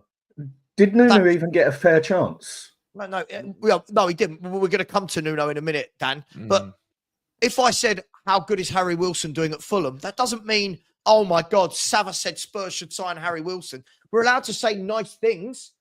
We're allowed to say nice things about people. You're just a bit silly. Joseph Cahill's one of my new favourites. I love this notion, Wolfie. I love this. Fans like you, that's me, by the way. Fans like you are always waiting and hoping for bad form so you can come out in force and hate on managers and players. Make it make sense, Joseph. You're not the brightest, are you? And Joseph has backed it up with one of our all-time favourite, Dan. One of our all-time favourites that we talk about. And just the same amount of wins as Arteta and Klopp after 50 games. One, why are we backing anybody against Arteta who's had nearly £1 billion and done, let's be fair, won nothing? Two, please don't ever put Ange in the same bracket as Jurgen Klopp. Please. It's embarrassing. It's absolutely embarrassing. Shane O'Neill makes a good point. Listen, I like Ali Gold. I'm gonna caveat this. I like Ali Gold. I like Alistair Gold, but this is true. Ali Gold put out a video today after all summer telling us how good the transfer window was, how the manager's being backed, how these are the signings that he wanted, being Ange Postecoglou. Now he's putting out a video saying how the transfer window's coming back to bite us in the backside. We bought too many kids. We didn't buy enough senior players. This is what we were saying all window, guys, but we were negative. Guys, I want to talk, Wolfie, with you about, hang on, let me get rid of that comment. I want to talk to you, Wolfie, about Nuno at Nottingham Forest. You know, lately, the last few results haven't quite gone your way, which I'm pretty sure you would be expecting, that you're not just going to keep winning and staying up at the top there. But what's changed from this year to last year? And what are the Forest fans thinking of Nuno? What was the initial thought when you got him? And what's the kind of summary been as he stayed for a bit longer? So I was in a similar boat to you, right? Where I called Cooper out a year before he went for his shit, low block, disgusting tactics of football. And I was at the stage where just get him out and give me anyone. So Nuno came in, but he came in under that shadow of Cooper because we have a lot of happy clappers in our fan base. A lot of the fans didn't take to him and didn't accept him until he beat Liverpool. Until he beat Liverpool this season, I feel like that's the stage where there was the acceptance when we beat Liverpool away. What has changed is that he looked at the squad and he decided where the issues were. And as I mentioned earlier, Milenkovic and the crosses and the corners that we were conceding last season was a huge part. And he looked at it and thought, if I solve that, I've knocked off, 40% of the goals that we've conceded last season. Let's start there. That's what he's done. Where I agree with you, where people are saying, oh, do you want Nuno back? Nuno isn't the finished article because his tactics are still quite defensive. Mm-hmm. He cares more about a clean sheet than going and beating a team 3-2. He will take a 1-0 every single week. And there's no press in his game. He wouldn't have worked at Spurs. I know what you're saying, Dan. Did you guys give him enough time? I don't think you did. But in the long term, his philosophy isn't quite right for what Spurs are doing. Am I getting a little bit frustrated with the last few results? Of course I am. But I'm a fan, man. I'm going to be reactionary sometimes to what I'm seeing. Man City on a loss of 4. We turn up. We don't put any press on them, show them too much respect, and they roll us over. But where we are, I mean, we're in the top 7. I predicted 8th at the start of the season. So I'm more than happy with where we are, but we could be on more points. And I'm just looking at it, this run we have, I need you boys to keep Ange in for Boxing Day, bro. So you think you've got a chance of beating us at the City Ground? I just think like the most Spursy thing to happen would be that you get a result against Chelsea. I think you got Southampton afterwards, haven't you? And then go get banged by Southampton. Yeah. Then you got United and is it Arsenal or Man City or Liverpool, isn't it? Liverpool. Man U and Liverpool. You'll probably get results there. Gaslights your fan base again, and you come to the City Ground and we'd beat you. It'd be the most Spursy thing. So I'm holding out onto that. We need to beat you. We still haven't beaten you since we've come back. When I was growing up, we always beat Spurs. We always beat Spurs apart from 91. So, I just want, is that Cass? Stop freaking. He's like my shadow right now, man. He's like my shadow. Which one of them is it? It's Cass. It's Cass. He's rattled. He's worried about tonight. Cass, join us. Cass, yeah, come on and join us, mate. Come and join us. Mate, you don't want him on. You don't want him on. We'll just end up in a slagging match, me and him, right? Listen, I'm all for it. If Cass wants to come in, the link is pinned in the chat, Cass. And we've not spoken for ages, so you're more than welcome. Yeah, but boys, I don't think Nuno would have worked for you. It is my honest answer. Just like I don't think Jono. I mean, I remember we talked about Jono. I remember we were messaging a couple of weeks back when Jono was in that purple patch, Savva. And you said to me, what did I think? And I said to you, I think it's a purple patch, mate. I don't think it's going to be consistent because you don't play to his strengths. So, there's a lot going wrong with your club. And I just look at it, and my worry always is when a fan base can see what's going wrong, when a fan base can call out the issues, and we're just laymen, or you guys are just laymen in this, someone's got to question the manager when everyone else can see it and he can't. That's when you know it's got to the stage, No one's going to. Yeah, look, I completely agree with you. I do want to get to this talking point. By the way, just quickly, Joseph Cahill. Again, I think the difference is, Joseph, again, sometimes changing the manager doesn't mean blowing everything up again. There's some good players for the next manager to come in and take over. I think we've got to this stage, guys, where as a football club, we believe that every new manager means a new project, where it means constantly buying 15 new players. Look, at the end of the day, we can listen. When we say, can we just give a manager a full season? We don't make the decision, Joseph. Daniel Levy will make the decision as to whether he gets the full season, but we're just football fans giving our opinion. And at the moment, my opinion is, that your last sentence is wrong, is my opinion. This isn't just a bad period. This has been how we've been for a year. This is a year is not a bad period. If I do badly at my job for a year, my boss doesn't turn around and go, yeah, all right, we'll see what you're doing next year. I'm sacked. If I do badly at my job for a year, I'm sacked. That's not a bad period. Guys, PB and Jam wants to know, what do you guys think changed after those first 10 games? We looked so good during that short period. Dan, I'm going to start with you. Right. And I just want to compliment, what a lovely toilet that looks, doesn't it? What a really nice toilet. But you've got the toilet paper coming out the wrong way for my liking. I like it round the other way. Just saying. Dan, what's the difference between the first 10 games? We looked so good, apparently, according to PB and Jam. I didn't even think we looked that good in the first 10 games, if I'm going to be honest. Okay. I said it after about 5 games. I think we was bloody goddamn lucky. I think in a lot of games, a lot of teams have been very lucky this year, because I really don't think, how should I put it, strikers are actually on form this year overall. Because there's been so many games I've watched, not just Spurs games, where they just don't seem to be on form. Yep. Now, you look at that game against Man U, we could have easily been 3-0 down. How the hell did they put it over the crossbar twice from, 5-6 yards out, basically? On another day, they're both in. I know we can all say ifs, buts, and maybes, but it was blatantly obvious after the first 5 games, we was getting opened up at that back like a good. Yeah. It's just no one was really finishing, and we was actually being a bit more clinical. And then you could see after about 7 or 8 games that we were starting to get cooked down the flanks, like totally done. But again, we managed to muscle out a couple of results. So people turn a blind eye to it. I already saw that after 5 games and said to people like, yeah, but come on, that game against Man U, the couple of other games we've had, we've been bloody lucky there. And people were saying there was no luck in it. It was just pure skill by us. A couple of those games were very lucky that we got those results. But either way, at the end of the day, we got 10 results. Mm-hmm. And then from there, I just think he got sussed out good and proper. And then everyone started playing exactly the same way against us and started beating us basically exactly the same way.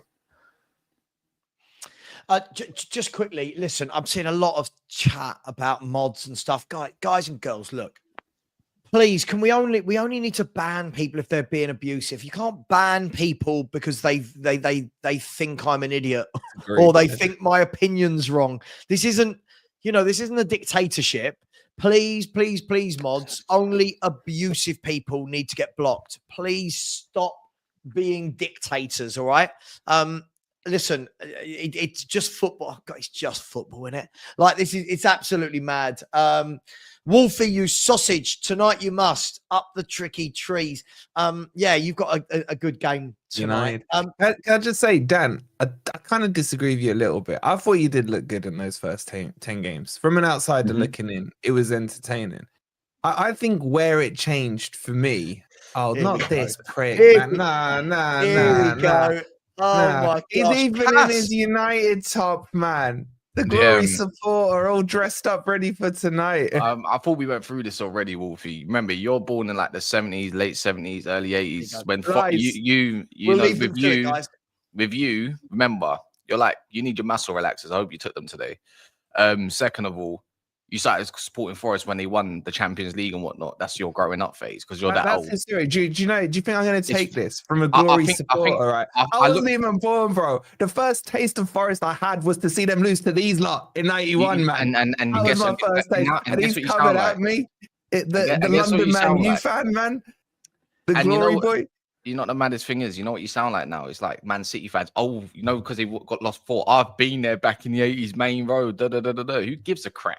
Well, I didn't need to be there back in the 80s. I can give you the 90s, the 2000s, the 2010s. You take your pick, man. Wolfie, you talk about shadow, but I was in the stream of Hooks yesterday. It just randomly popped up, and as we're talking, you randomly pop up. So if anything, you're obsessed with me, bro. Well, I'll be obsessed with you.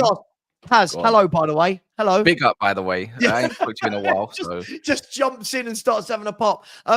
I'm guessing, man, you were playing Forest tonight, right? And I'm guessing you two have had some sort of. Let me just ask quickly, Dan and Alex, is it quite nice when we see two fans it's a bit nice when it's not Tottenham, right? We can just sit back a little bit and go, oh, this is nice. Big up box office, by the way, as well. Yeah, big up, bro. Big up, Kaz, bro. Alex. Yeah. Kaz, before you get into a Forest debate with Postecoglou down there, you'll always be honest with me, Kaz. Tottenham, what from an outsider's point of view, what's going on at Spurs? What do you make of Ange's tactics, the results? What's going on? On the outside view, I think Ange can take some blame, like any manager should. But I look at Levy and the rest of them, and I think they're wank. I think he ain't been backed enough. How can you say your backup centre back is Ben Davies, who's your backup left back, and then even your backup is a kid who's never really played centre back just because he had a decent spell in pre-season, who's not really a right back either, but he's been, he's a DM. Like, you think you'd phase him in there, but I don't know. Oh, the Leeds boy. Yeah, and you look at their backup goal. What is Fraser Forster still doing as a backup goalkeeper in modern era? He's been their best player. He's been their best player. He's been our best player. He just got 3 man of the matches. He just got 3 man of the matches. Hilarious. But even then, it's like you can't impose your way of playing when the keeper can't really play from the back. I think it was quite evident in one of those goals against, I think it was against, who was it that they got? We can't do it with Vicario in goal either. So yeah, what does Vicario it can't do it either. I think it's your board's fault. They had a great spell in the first window they had under Ange. Then the second one, I was like, this is crap. This is crap. Solanke, don't get me wrong, Solanke's a wicked player, but I thought Spurs were going to go and spend more money. Even more, good, but man. I didn't look at Spurs and think you do need a striker, but you need a left winger. You potentially needed a backup kind of ish, someone on the right. I think you got Odegaard, that was good. And then anything going backwards is like, okay, but where's the backup defender? Where's the extra right back if needed? Brought back Jed Spence all of a sudden, made that PR spinned it to make sure he looked like a great player. That's a great option. Still don't use him really. And when he does have a good game, you don't really feature again. I just don't understand. Kaz, let me ask you a question. Sorry, just quickly. You mentioned there about defenders. What do you make then that Ange's quote before the window shut was, I don't want to buy any more centre-backs because I don't want to block the path of Phillips and Vuskovic who are out on loan. Mm-hmm. What? That's what Ange said. He didn't want to block the path of 2 of our young. Well, I think one is 8. Phillips is 19. Phillips, I know Phillips personally as well. I know his older brother. He ain't happy. Savva, you missed another statement as well, Savva. He's not happy. You missed another statement as well. About the midfielders, the 2 midfielders, the 2 generational talents as well. You missed the 2. Yep. We didn't have to buy more because they're good enough. They're good enough. The thing is, one of those quotes was from Ange directly. The other one was from the club, right? Or someone within the club. But my point is, he turned around. This is like the 3rd window in a row where Ange doesn't really address the centre-back issues. We had this before where he didn't bring in a centre-back. We then lost both centre-backs to injury. And then in January, it was, oh, my God, right, what are we going to do? We sign Dragoshin, and then he don't play him. Like, how much of this is on Ange? How much is it on Levy? I think he's probably backing the owners a little bit as well at the same time. I don't think that's probably his true feelings. I don't think he's happy. He doesn't remind me of a manager that's happy with a situation. This just reminds me of just exactly the same time last year. You're doing well. You're getting results, to be fair. Some games are a bit iffy. You should be beating Newcastle at the start of the season. You will all over them or whoever. And then you get some injuries and it's like, okay, this is what you've got. Again, it's exactly the same time period. No, November, December, going into January, you got a few injuries. I know you got Van der Ven and that coming back, though. It's not as bad. But yeah, maybe if you're going to block the progression of centre-back, why are you loaning them out then? This is a great time to play them. Throw them. If they're that good, throw them in. I think Phillips is more than a capable enough defender with the experience that he does have, even though it's not as much, and throw him into that game. You can play against a Bournemouth, in my opinion. That's how you get experience. How else are you meant to get experience? We agree. I think we all agree, right? Well, this is where I have the problem, though. You could play a Dragoshin and somebody else. Ben Davies should not be playing centre back. He has his blip against Thingy. What's his name? But he should be going as the backup. He's your backup left back. He's your Azpilicueta, basically. He should not be playing. In my opinion, again, he looks more solid as the centre back than our 2 main centre backs. Yeah, and the problem you said as well. The problem you say as well, I keep on hearing the word backup. That's the problem. Tottenham getting backups. Yeah, if you want backups, get Eric Dyer back then. Get Eric Dyer back then. Yeah, get Sissoko back then. Get Winks back then. because I don't need backups anymore. I want people to compete, because that's why we got bloody Timo Werner in the team. You know what I mean? And now we apologise for him because he had a good game. You know what I mean? I'm fed up with backups. I You know hear what it. I mean? I hear it. I get I what you want mean. people who can compete. If I want to sit on the bench, I don't want you at my club. I don't see Man United. I don't see Man City players wanting to be on the bench. Yeah, if I want to be on, Alvarez says I don't want to be on the bench for Man City. No, I don't want to be. I want to be playing. So he goes off to Atletico Madrid. You know, big players don't want to be on the bench. I think you should You know have what I spent mean? a lot more money. Like after seeing Son at left wing, it's obvious he can't do that job. And he's like, no, don't. He's been better there left wing than striker. But I thought you needed a quality left winger more than anything. We need a winger, full stop. We We've need got a winger that's nobody got up arrogance front and who can swag. cross. Forget the arrogance and swag. We need someone who can actually cross a ball. Son has never in his whole career been able to cross or pass that ball on a regular basis. It's not the way he plays. Johnson, terrible crosser or passer of the ball. Did you see what my man done when he's got two options next to him to pass and he kicks it backwards 30 yards across the bloody pitch? Got the wrong light skin fella from Forest. Absolutely terrible. Odegaard, whenever he's had the chance to cross it, he's been worse than Werner. Werner, can he cross or pass? 1 out of every 30 attempts, maybe. The only one we've got who can actually cross a ball on a regular basis, Kulusevski, can he cross it regular? No, he can't. Oh. The only one player we have in that team who could cross a ball regular is Porro. And possibly what you just said, Maddison, if we stick him out on the left like he did at Leicester. He never does that, though. I seen Postecoglou put Maddison once, I think, on the right-hand side, and he was wicked, if I remember. And it wasn't even that long ago. Left he put him. Was it the left? Sorry, on the left, and he was wicked. Because he's more because he had all the space. He was allowed to be a playmaker. You look at Solanke, even in his Bournemouth side, and you look at the players he links up with, some good footballers there. It's intelligent, to be fair. Like Kluivert's good link-up player. Semenyo, good link-up players. My issue is, why did Spurs go out and pay the whole release clause of 60, 65 million on a player when you pay it all up front? Like pretty much, if I'm correct, was it all up front? And I'm thinking, no, it's all in patches. All in patches. Oh, so it's installments. That's why we got him. Yeah, installments. I'm just going off what I read from before. And Spurs don't pay up front. They don't do it. You did for us. I just think it's been a bit of a. He's just not worked out yet, but I don't think I think Solanke still comes alive. I just think he needs a bit better players around him. I think Kulusevski. Did he play right wing again against Bournemouth? Yes. Why? Yeah. Why? He played right wing because we had to play Archie Gray on the right back, and his idea was, which weren't the worst idea, to use Kulusevski as a bit of a muscle man to come back and carry him, because every game that Archie Gray has played as left wing back or right wing back, he's been absolutely destroyed because the other team has straight away from the start of the game put 2 to 3 people on him because he's the weak spot. He is not a right back or a left back. Well done. Why has he been putting Jono on the left? That never worked at Forest. I've never seen it work. That was a horrendous decision, by the way. He cannot play on the left. He can't. I think he should be playing up front, to be honest with you. Because No. I'll tell you now, you cannot play him up front. He's not a 9. He's not a 9. But at the moment, he does nothing. He does nothing as a winger. All he does is goal hang and score goals. You cannot use Jono if you are playing a high line. Jono needs grass to run into. Yeah, you're not playing do you want him back? The way you talk about him, Jono. Oh, my little Jono. No, let me give you another side to him. Let me give you another side to Johnson. Some dud that Cass sent my way, man. Well, Johnson can't pass. He can't cross. He can't take his man on, even though he's got speed. Yeah, he can't dribble the bloody ball. He hasn't even got the muscle to knock it past his man and run past him because you flick him in the ear hole when he hits the floor like a sack.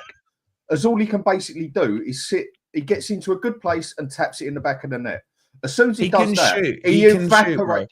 Okay, I've only seen him shoot once. The rest of them have been tappings. Yeah, I don't care how he scores them. As long as they're goals, his positioning is good. But again, he can't take his man on.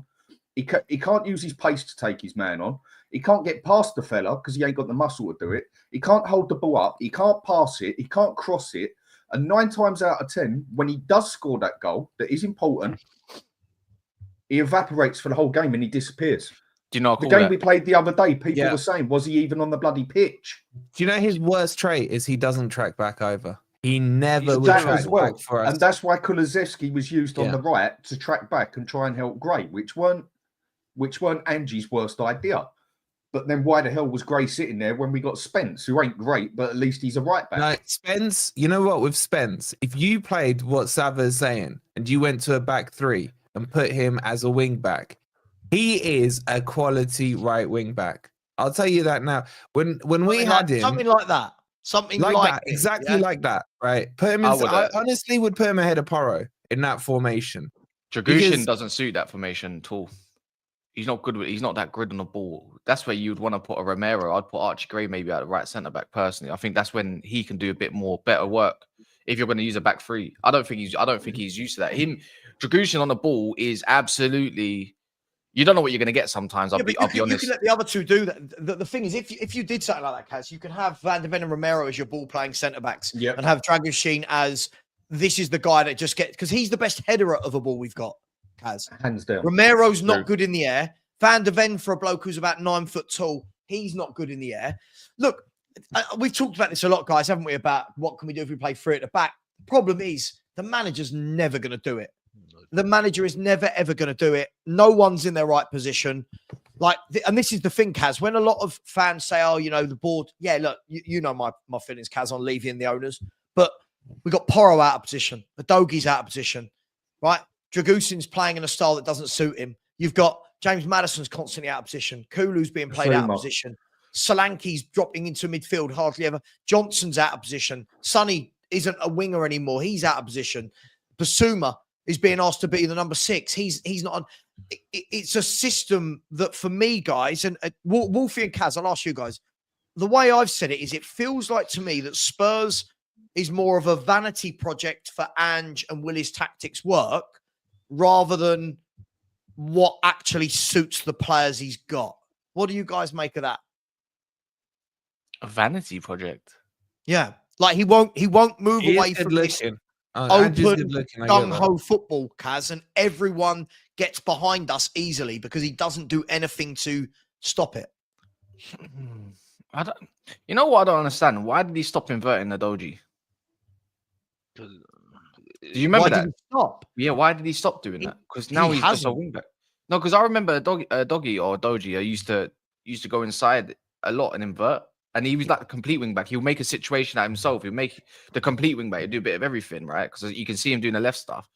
But mate, I don't know why he stopped doing that. Why didn't you just do that on the other side with Archie Gray and let them help the mid Basuma out a little bit so you can get your centre mids up? Especially if you're playing like a Kulusevski and Maddison in the middle.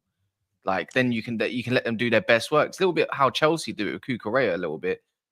In a sense. Because when he is still doing it, the problem they've got with their inverting is that the fullback should invert into the midfield. Yeah, Ange hasn't got a handbrake to stop them going higher up the pitch. That's the problem. It's too gun ho, man. It's too gun ho. It don't matter if he inverts or goes wide. Maybe, yeah. Do you actually think we play good football? Because at the moment, I don't think we play good football. No, you play entertaining football. I don't think what it reminds me of, bro? It's Kevin Keegan settings. Well, let's try and win it by 4-3 instead of 1-0. It just a throwback to that. It's entertaining. A neutral will watch it because there's going to be goals. For a neutral, Wolfie, for a neutral, yeah. As a Spurs fan, not for me. Watching Spurs get countered upon every single time we give the ball away high up the pitch, it is painful. I mean, Bournemouth. If anyone watched the Bournemouth, I'm guessing you all watched. Yeah, second half Bournemouth was insane. How did Bournemouth not score 5 or 6? Yeah. Like it was insane. And we do that every game. Fulham. But we made Tete and Robinson for Fulham. We made them look like Cafu and Roberto Carlos. They destroyed us down the channel. He is good. He is a the other thing is with the inverted wing backs, if we would just use one inverted wing back, just one. That's your balance. Other one comes back and makes it 3 at the back. You've now balanced it up. Yeah. How many times have we pushed so high, had two people had Porro and Udogi sitting within 6 foot of Maddison, and then he's got Johnson and Kulusevski right next to him, and then he's got whoever's up front in front of him, and he's got no option where to pass the ball. I mean, Udogi was always one for overlapping at Udinese. He's done it all the time. Yes, it cut in now and again, but his strong point is overlapping wing back. With that ball, get up there. Same as it is with Porro. I mean, how does the manager not see this? I mean, if he wants to play 4 at the back and play inside Porro's wing never back, a fullback. inverted wing backs, whatever. No, he was a wing back. Yeah.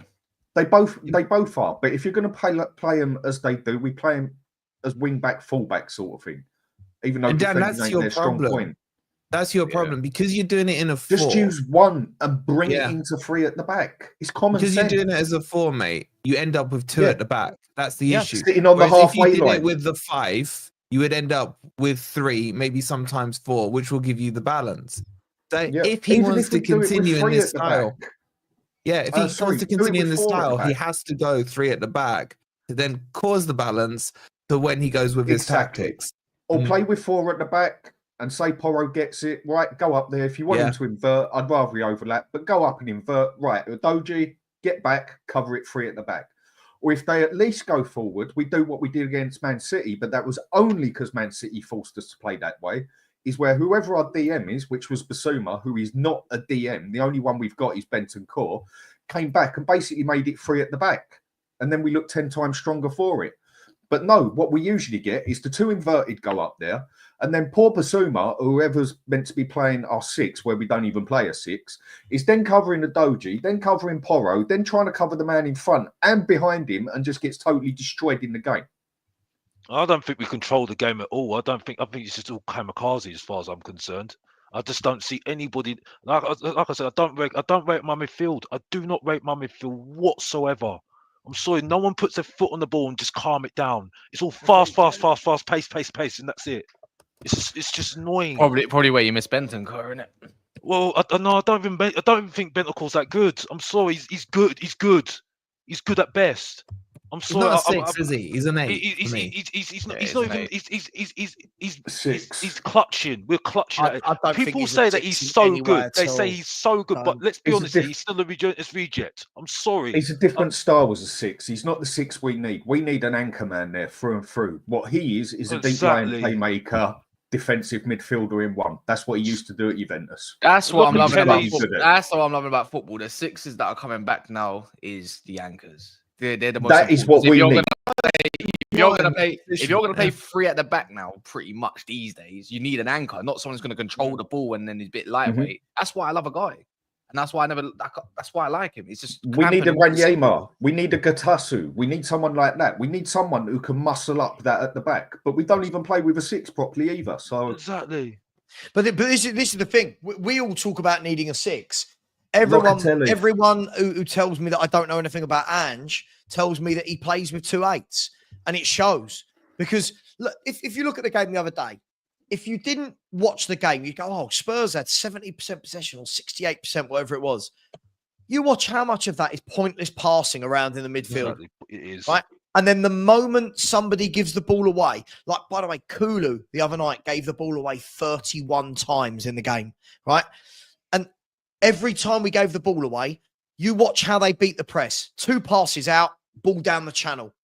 Fulham did it to us. Roma did it to us, right? Ipswich did it to us. You watch tomorrow. Chelsea with what? Jadon Sancho or Madueke, Neto, Jackson. What? They're going to go down our channels for fun. They're going to, and this is the problem. Ange never says, drop 10 yards. Porro, Adogi, stop inverting. Go and be a fullback. Because they're not fullbacks. I just think we're a bit of a mess. I mean, Savva, the team with one of the highest possessions. 5 minutes would you to take go Henderson and in this just team? 2-1. Shut up shop. Henderson. Why not? Would you take Henderson? Do you know Henderson who used to play for Liverpool? Would Jordan Henderson? No, not his legs now. are gone, mate. No, not now. But It's when he was back in his pom, what I'm saying Oh, is, cool. Sure, I back in would. his pom, would Yeah. you see what I'm Nah, saying? no That's why I Liverpool think that you look at a Gallagher and think that would suit our team right now. You know what I mean? You know, You need your boy's favorite. Cass loves him. You need another Carrick. We can give you. Carrick. There's no one like Carrick these days. Let's Carrick be real. was- But what's it was called? Naughty. He was a great. And you got Arsenal fans trying to tell me that Declan Rice is better. I'm like, are you insane? Are you insane? Cass Carrick is is not sensitive what we about need. this one. That's how low the bar really is. Now, you know what my thing is? If I want to get proper tactical now, because I feel like I can do this, my issue is it's a bit like the Ten Hag syndrome of managing your midfielders are never close to each other. So Basuma might be too far away from Papa Sarr, or Papa Sarr might be so over on the right-hand side. It's like whoever's in the middle, let's say Maddison, he's too busy at the edge of the box while Basuma's left stranded. I don't like that within players. I feel like your midfield always got to be within distance of each other so you can press. But Kaz, why are they like that? Over. Well, that's down to tactics, to be fair. Right. So if you watch the other night, if people were saying to me at half time, Basuma's been shit. If you watch Basuma's first half performance, he spent the whole game covering the right back and the left back. Like at the same time, he was everywhere. Who is that player? Other than midfield. He was everywhere other than midfield. And that's because our fullbacks, there was an occasion, right, where I looked up and I was like, we were on the halfway line against Bournemouth. And I looked up and I was like, where's Archie Gray, our right back? Archie Gray was over playing triangles on the left-hand side, right? Mm-hmm. And I'm thinking, why are you over there? You're a right back, right? He didn't even invert into midfield. He inverted all the way to the left. What happened? They tackled, got the ball out. Next thing you know, Tavernier is away down the left wing. He's no good. That's what we do every game. Mm-hmm. I think Papa Sarr, if you're going to do that, would be more suited to doing a covering job than what he does at attacking. Just because he gets a few long ranges doesn't mean he's a great attacking. I don't think he adds anything to the attack. He's either winning the ball high up the pitch, but I think he can do the same in the lower end of the pitch. It's a bit like what's his name again? Roberto Martinez's Everton. When he used to have his Leighton Baines and the other side, Coleman flying up, he needed a DM to always cover. But that got exposed in the end. This is exactly the same thing with Ange. Go look at Roberto Martinez's Everton. The way that Everton team was cracked, Morales and everything. It's a bit like how Son plays inverted or whoever you want. Trust me, go look at the tactics and go remember it. And they got exposed heavily in the second season. Heavily. Because Gareth Barry couldn't cover no more. They exposed it. But the thing is, Kaz, most teams will tend to have, like we said earlier, most teams will go, right, one of our fullbacks is going to go, the other one's going to tuck in, making it a free, right? And then you have a DM in front of that. Spurs have completely negated the DM and negated just having one inverted. We have two. So now you've got two at the back with no one protecting them, no one protecting the channels, and half our fan base going, yeah, it's the players. They can't play these tactics. Who can? Why they're sitting on the halfway line as well. And then people wonder why Van der Ven has no hamstring left already. Like you watch, right? For example, let's take the greatest team I've ever seen play, right? Was Pep's Barcelona, right? They used to have Dani Alves and Jordi Alba. They literally played as forwards, right? Didn't they? As fullback. They were so high up the pitch. But what did they have? They had two centre-backs that sat in, and then Busquets, who went in there and went, I'll mop everything up. Busquets and Xavi will mop everything up. We'll do it. Spurs do that without actually having a midfielder. I'm baffled how people still go, it's not the tactics. Can you imagine? Even Rodri, who's the best player in the world, wouldn't want to be a DM at Spurs with two inverted fullbacks. And he wouldn't be capable of doing it. I don't care who you are. Unless you are an AI robot that has been charged up, you are not covering that whole patch. Never in a million years. Bring back Scott Parker, man. My favorite player. One of my favorite players. That's what we need. We need a Parker, quality player. One of my favorite. Dembele. Bring back the. What did you just call him? The doctor. Dembele is a different. I don't think we're seeing a Dembele anytime soon, man. But this comment, not this one. This comment was absolutely bang on. This person here said, yeah. So if you look down the years for Spurs, we had Dembele. Spurs were a good team at that point. Carrick was very good.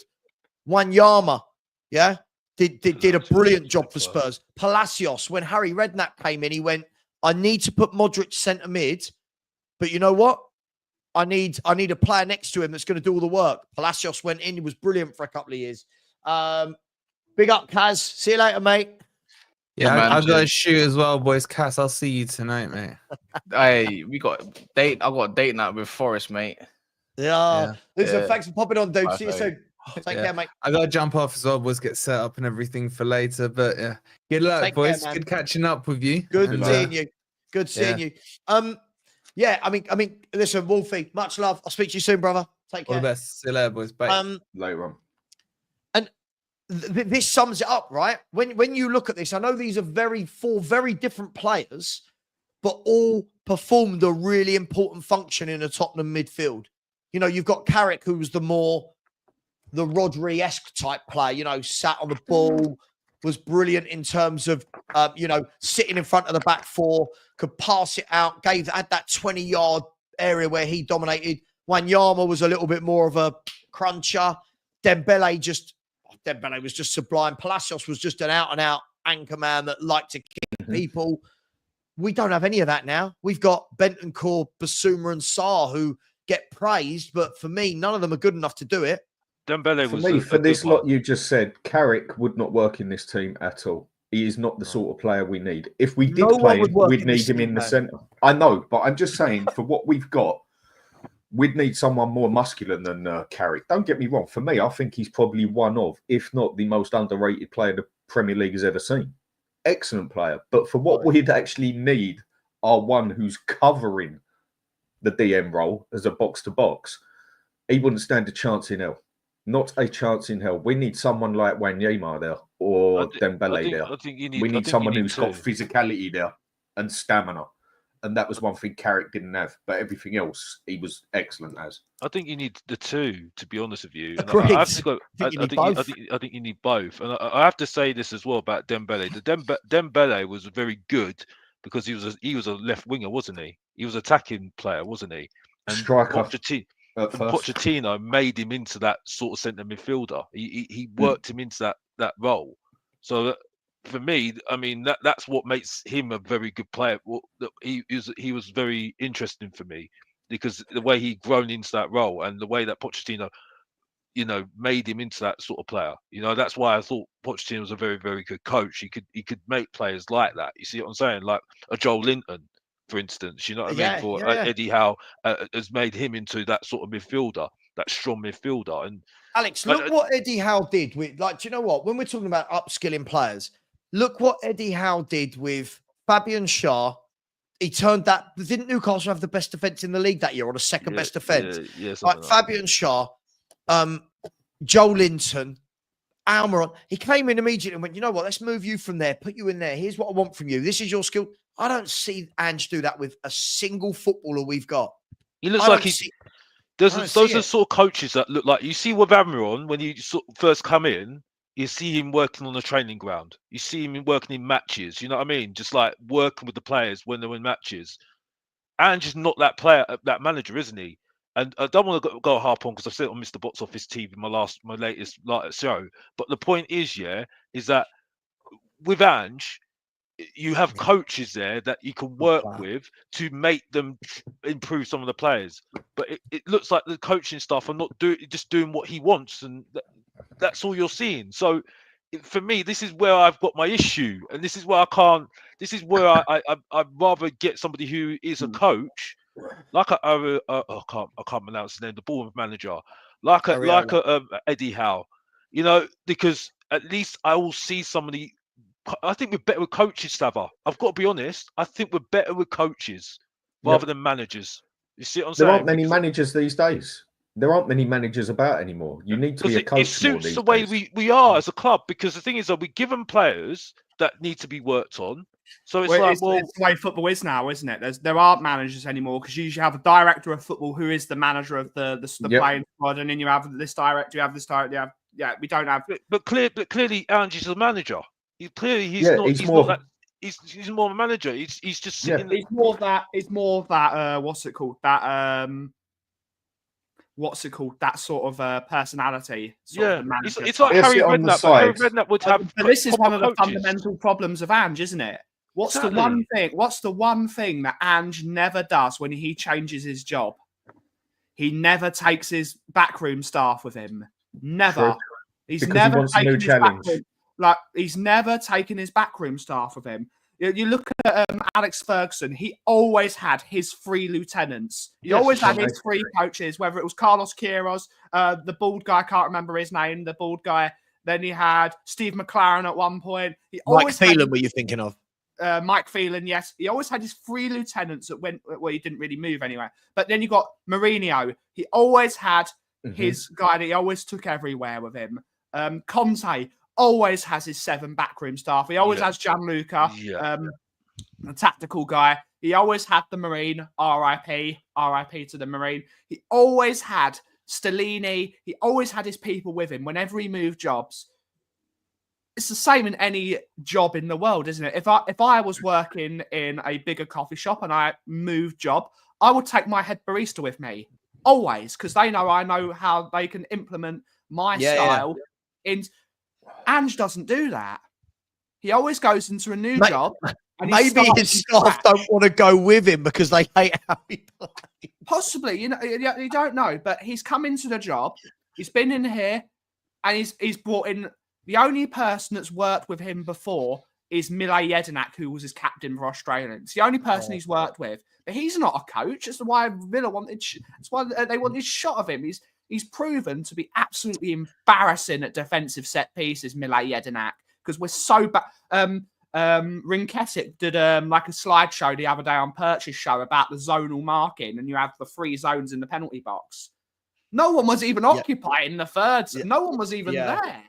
If you're doing a zonal system, you've got to beat everyone in the zones. I want to talk about Chelsea quickly. I don't want to go for another 15 minutes or so because I've got a stream on Big Up at 5:15 doing the Man United versus Nottingham Forest watch along. Meant to be doing Liverpool, but then woke up to it being postponed. Just quickly before we do, Doc Tottenham's PA, thank you, very, very generous, has come back in and said, when Ange gets sacked, we want a manager who attacks but knows how to defend. It's not a rebuild. Agreed. We have some good players. Agreed. If in the right positions. Agreed. And that's why I look at this, and that's why, with all due respect, and Steve, big up. I know we sorted out our differences the other day. This is why I completely disagree. I do think sacking Ange is the real solution, because when we say this squad is average all over the pitch, I don't think it's average. It should be doing better than Bournemouth, Brentford, Fulham, Nottingham Forest. Should be doing better than all of them. For me, as we've just said, Steve, all of these players are completely being played out of position. That's just my opinion, mate. Mark Taylor, who's been a member for more months, big up, Mark. I said, guys, the football is poor, the manager is poor, the chairman is poor, just meh. Yeah, what is it? Ben, we said our new motto, to meh is to meh. Yes. To meh is to meh. Meh is to meh. Big up. Alex has just had to drop off. All right, see you later, Alex. I stuck in chat, so go and sub big up to you. Daniela Stewart has said, to you all, will Ange get the sack or will he walk to save face? No. I can't see him walking, because managers know if they walk, they don't get the massive payout. Like, why would it's really funny when people say Ange has got plenty of money, he's walked away from jobs before. No one's walking away from £9 million in this current. I don't want to make this political. In this current financial climate, where people like him are going to be paying bumper 50% income tax, no one's walking away from £9 million. No one's walking away from 9 million, no matter what. I'd love to have 9 million quid. If Ange really doesn't want 9 million quid, give us the 9 million quid and we'll split it between the 4 of us. Happy days. Hang on, no. Maz doesn't get a quarter. He's literally just come in. He doesn't get a quarter. What do you mean I don't get a quarter? You get a mil and we'll share the 8 million between the rest of us. All right, I'll take you know what, Maz? If I was given £1 million for being on a show 10 seconds, I'd be saying happy days. I think that's a good return. Big up, Daniela. Last one, just quickly. Everyone always asks, Sav, who's in your ACCA? My ACCA today is simple. 20 to 1, 100 quid on it today. My ACCA was Leeds to win today. They've won 2-0. Leverkusen to beat Sao Pauli or St. Pauli. Aston Villa to beat Southampton. I think they will. City away at Palace. Stockport at home to Exeter. And Wickham at home to Reading. That's my 6 at 20 to 1. So no one can copy it unless you already had it, because Leeds has finished. Guys, Chelsea tomorrow. Let's talk about this. Last 15 minutes. Let's talk about Chelsea tomorrow. Is this going to be, we're in bad form, they're in brilliant form, they're going to smash us to pieces? Or is this going to be one of those games like a Villa, like a City, where suddenly Spurs show up and everyone goes, there you go, Ange masterclass, Ange ball is back. What are we in for tomorrow? Can anyone guess or know? What are we in for?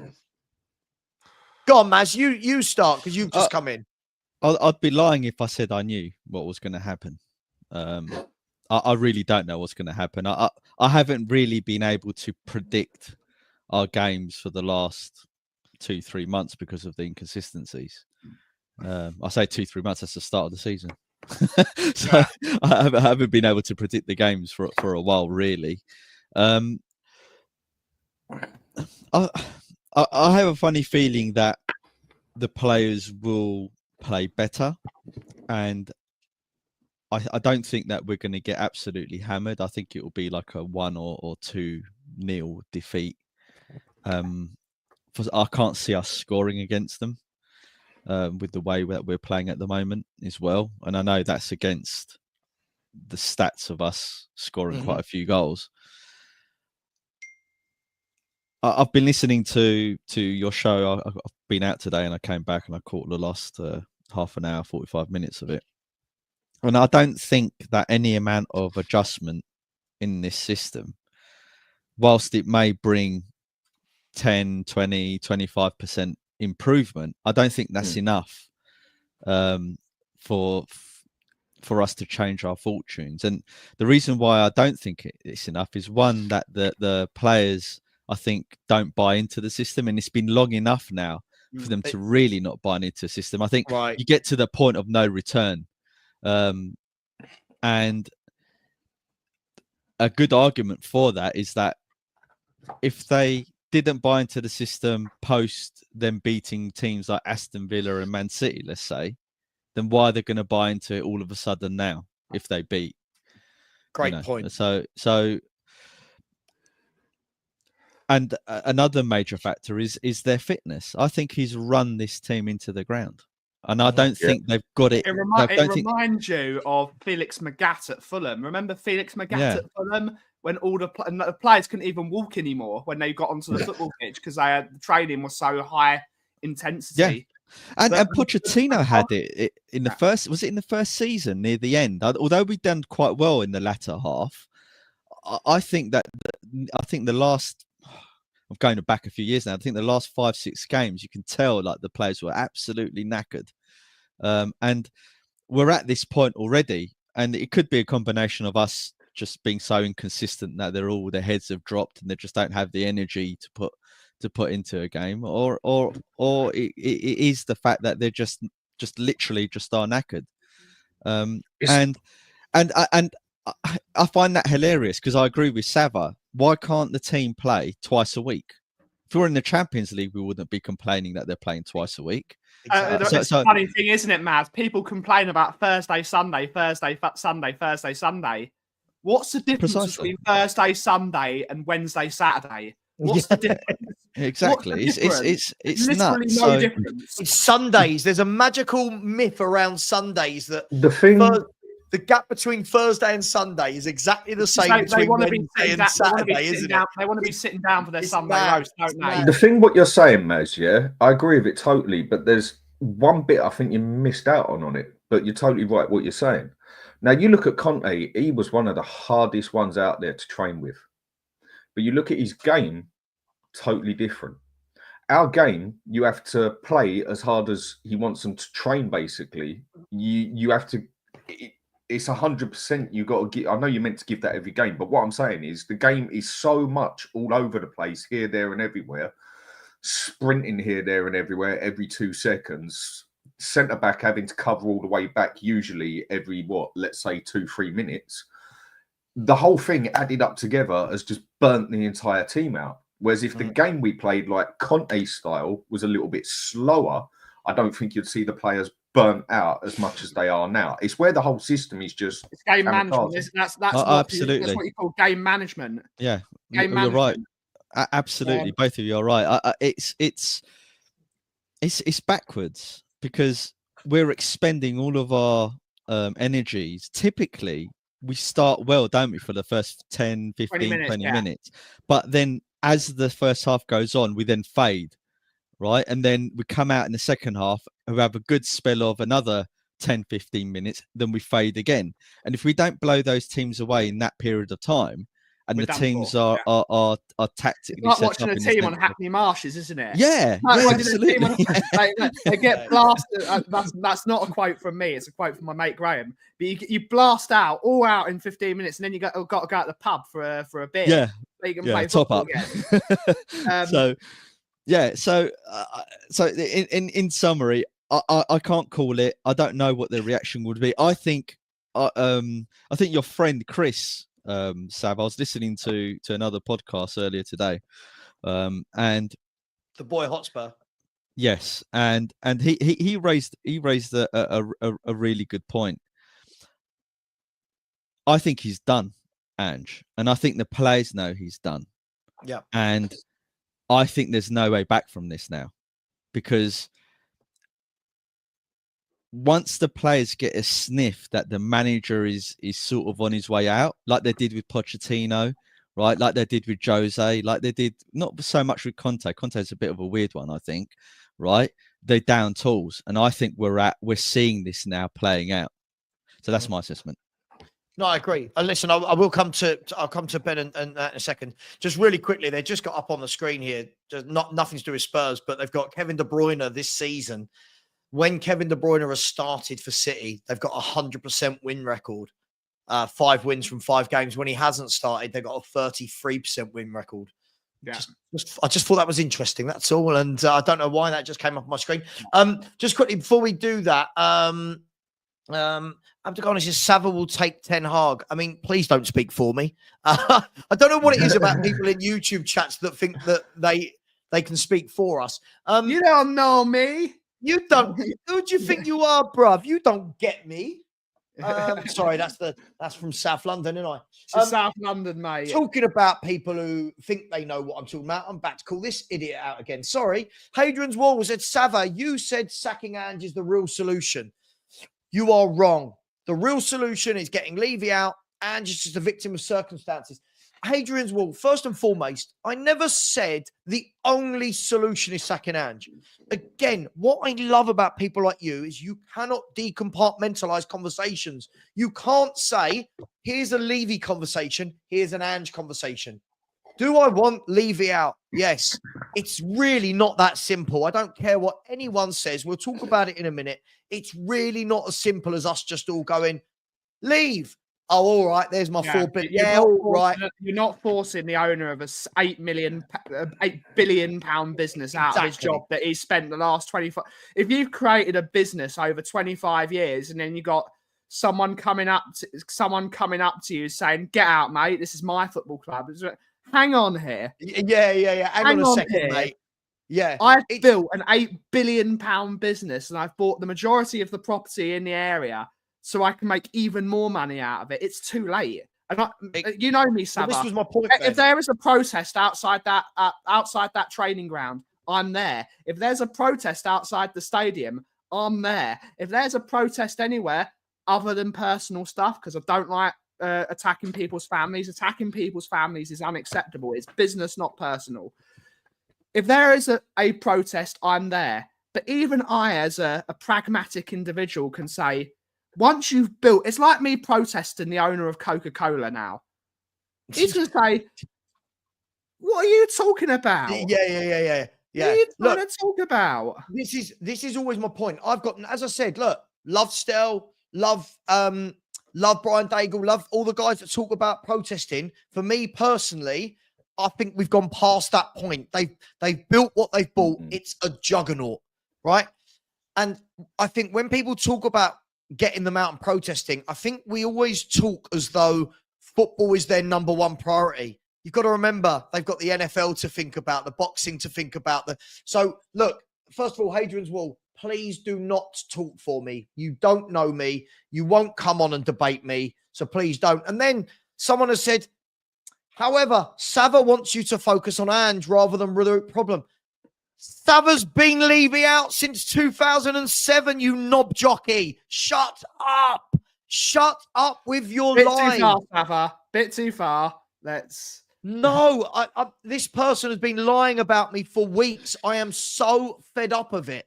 No, Ben, I know you're the chief moderator, but no, right? I I'm can't overruling moderate it. people though. I'm Levy in this situation, all right? I'm Levy. I'm overruling it. Listen, Hadrian's Wall, please stop lying about me. Savva doesn't want you to focus on Ange rather than the root of the club. Savva just thinks that Ange is a terrible manager.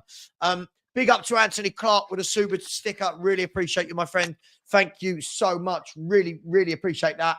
And Mark Cook, thank you very much for the super sticker there as well. Dan, let me come to you quickly to carry on.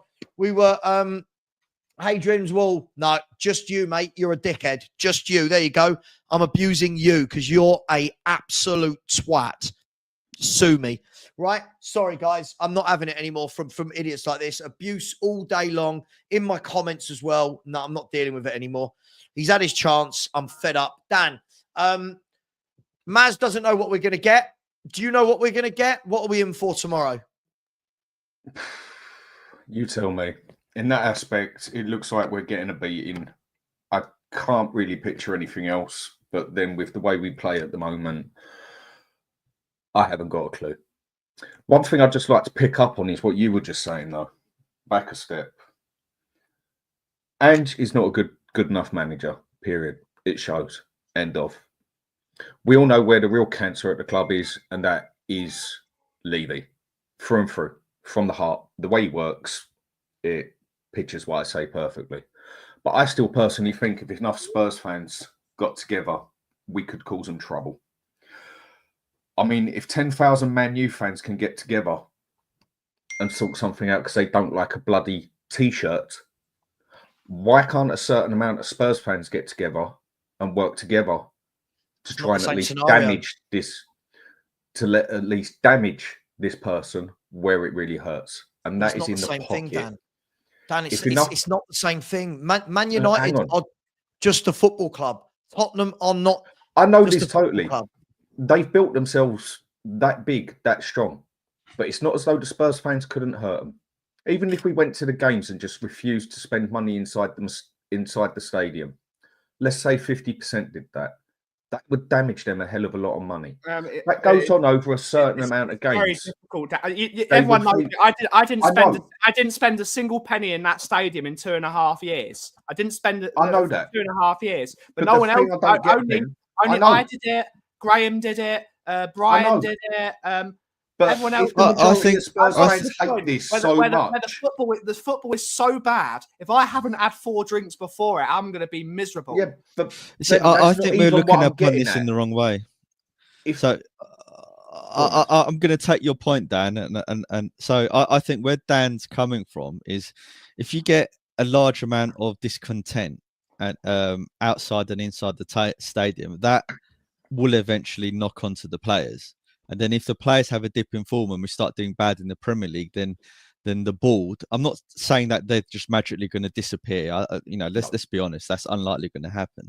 But the board then have to start taking corrective action to fix that scenario. Otherwise, the Premier League side will really affect how we operate as a club and our ability to conduct these other Levy land projects around the area. So that's my hope. But until it happens, I'm not sure we really know. I mean, we can take a good guess and say it's not going to affect anything. I'm in Dan's camp. I think that it could have enough of a sway to make them at least change the way they're doing things. Why? What would it? Can I ask? What would it? Okay. What would it change? Because the thing is, what I don't understand when people talk about the protesting, Daniel Levy told us in 2001 why they were here. They told us why they were here. For 20 years, 24 years, they've achieved what they set out to achieve. They have been bloody successful. I'm going to put sitting on the fence here, right? You all know my feelings. I'm just going to play devil's advocate. So what it would change, right? Hang on, Maz. Hang on. Like, they've achieved everything they set out to achieve, Maz. They built the ATM machine. They've built the stadium that prints money. Football isn't. It's like when Newcastle's fans protested against what's his name? At Mike Ashley. Mike Ashley. Yeah, actually. Right? They were protesting against, it was purely a football club with a stadium that was purely used for football. The club was worth £300 million. It's a nice, easy kind of, we don't want you, I'll sod this then. I'll sell it up for 300 million. But we When I are, get my money, I'm gone. Yeah. yeah, we are between what, 4 and 7 billion pounds in worth. We've got revenue coming in from 15, 20, 30 different revenue streams away from football. They're not going to care that people are upset that we're not winning league titles on the football side. They're not going to give a shit. I mean, So, the point you've made, Savva, is you have to look at Tottenham Hotspur Football Club. We're not like, you have to look at it as a 4-dimensional business because of all the. They've done it the right way, because that's how you've got to make money in society today. You've got to diversify your income stream. But then you've got to say, if it was only purely a football club, the directors around the table would be like, right, how do we make the football club operate better? But we don't have football club directors. We have business directors. And they're going to look at the spreadsheet and say, how is Daniel Levy doing his job? He's making money here. He's making money here. This. And it's all in green. It's all in profit. And they're going to go, Daniel Levy's doing a great job. Allow me to combat what you're saying. Well, not combat, but put another point of view. Very aggressive. Leave that to me, man. So let's say they're looking at those 4 dimensions of the club, right? And the Premier League side of it is going in the red because of the furore around the club. No, but that's not what we're saying. That's not what we're saying. Hear what he says. I know what he's going to say. Right. Now it is. But if we protest and things go downhill and the form really dips for a sustained period of time because the fan base is upset, right? Well, it has in this part of the season. Fans don't need to do that, Maz. Ange is doing it for them. Right, but I'm talking about for the rest of for the rest of the season. We don't make it into Europe, right? That their business model, right, can't sustain us not being in Europe, right, and not being up there, right, to generate those revenues. Because then it starts having a knock-on effect on those other dimensions you're talking about, because they need the Premier League revenue and the gate receipts from that to fund their other aspects of the business, right? So the other sections of the business don't make enough money without having the Premier League side of it, right? You couldn't take away Tottenham Football Club and all its revenues he creates from that, and then just have the couple of games of NFL and just have all the other adventures they do. They rely on leveraging they rely on using Tottenham Hotspur, the football side, as an investment vehicle for their other avenues. If that just stops or that goes down, right, then that affects everything else they're doing, which is why Daniel Levy is so trigger happy when form dips, because he can't afford for the club not to be successful. Exactly. And I'll give you another side to it as well. So yeah, exactly, right. So to just to round up, Dan, and you can come in, buddy, right? So what I'm saying is I think everything you guys have said is correct. However, if the protesting puts the manager and the team into I'm going to sound like AVB here, a spiral of bad form, right? Yeah. You've got to put on a deep voice if you're going to quote AVB. Right? You've got to put on a deep voice. And we drop down the table and we can't recover. A bit like what happened with Newcastle, right? They went down the leagues, up the leagues, down the leagues, had no managerial successful there because of the way they were run, right? And you could argue the fans were a large part of that because they, that it wasn't a good atmosphere. So that's all I'm saying. If that happens, something may happen. I don't know what that is, right? I'm not saying I'm going to be 100% right, but that's the way I see it. This is how Levy operates. To add to that, hang on a sec, Ben. Hang on.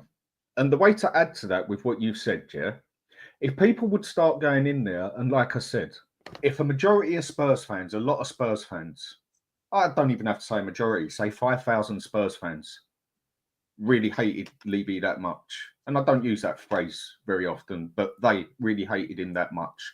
Don't like what this club has become. Then then do something about it. And you can actually hurt Levy in that. You can't destroy them, not at all. But when you start going to a stadium every game, there's a significant amount of people outside chanting, not just 100, but I'm talking like 500 to 1,000, which could easily happen at Spurs if they got their act together. Hang on. And then you get a significant amount of people seeing it and getting involved more. You start doing silly little things, which some would say, like not buying inside the stadium. And then even causing a bit of havoc outside the stadium, not letting people in there. Because sometimes you ain't got to do it the right way. The right way don't always work. Sometimes you got to be dirty. Start causing hassle with people going in the shop to buy things and that. People won't do it. Don't tell me the police to do something about it. There's not enough police around the place to bloody look after someone. Fortress, Dan. No, it's not. I went there the other day and there was hardly any police walking around the place. I'm not talking about what you do in there. I'm talking about causing hassle outside the place. But outside people won't do it. It needs to be inside. Right, hang on. No, you haven't let me finish yet. Let me finish yet. Oh. And that will cause hassle because people will start looking at things. People will join things, and then other people will be against it. But then other people won't start. Other people just won't want to get involved in, say, going into the shop to buy things because there's people directly outside of it chanting. Things will start going on, and then when it gets louder inside the club, the people start chanting, Levy out, Levy out. I'm not saying he's going to leave. But then when you've got a football club and things aren't going right with the fans, on the business side that you said, Ben, from a true businessman, you sit there, green, green, green, green, green. If there's one red thing on there, you're not doing your job properly. You're failing. You now have to make that green. If you are a true businessman, you have to make that green. So maybe he'd have to start adapting, because the other problem it would have, maybe not a major problem, but a problem it would have, is when the fans are kicking up a stink outside all the problem.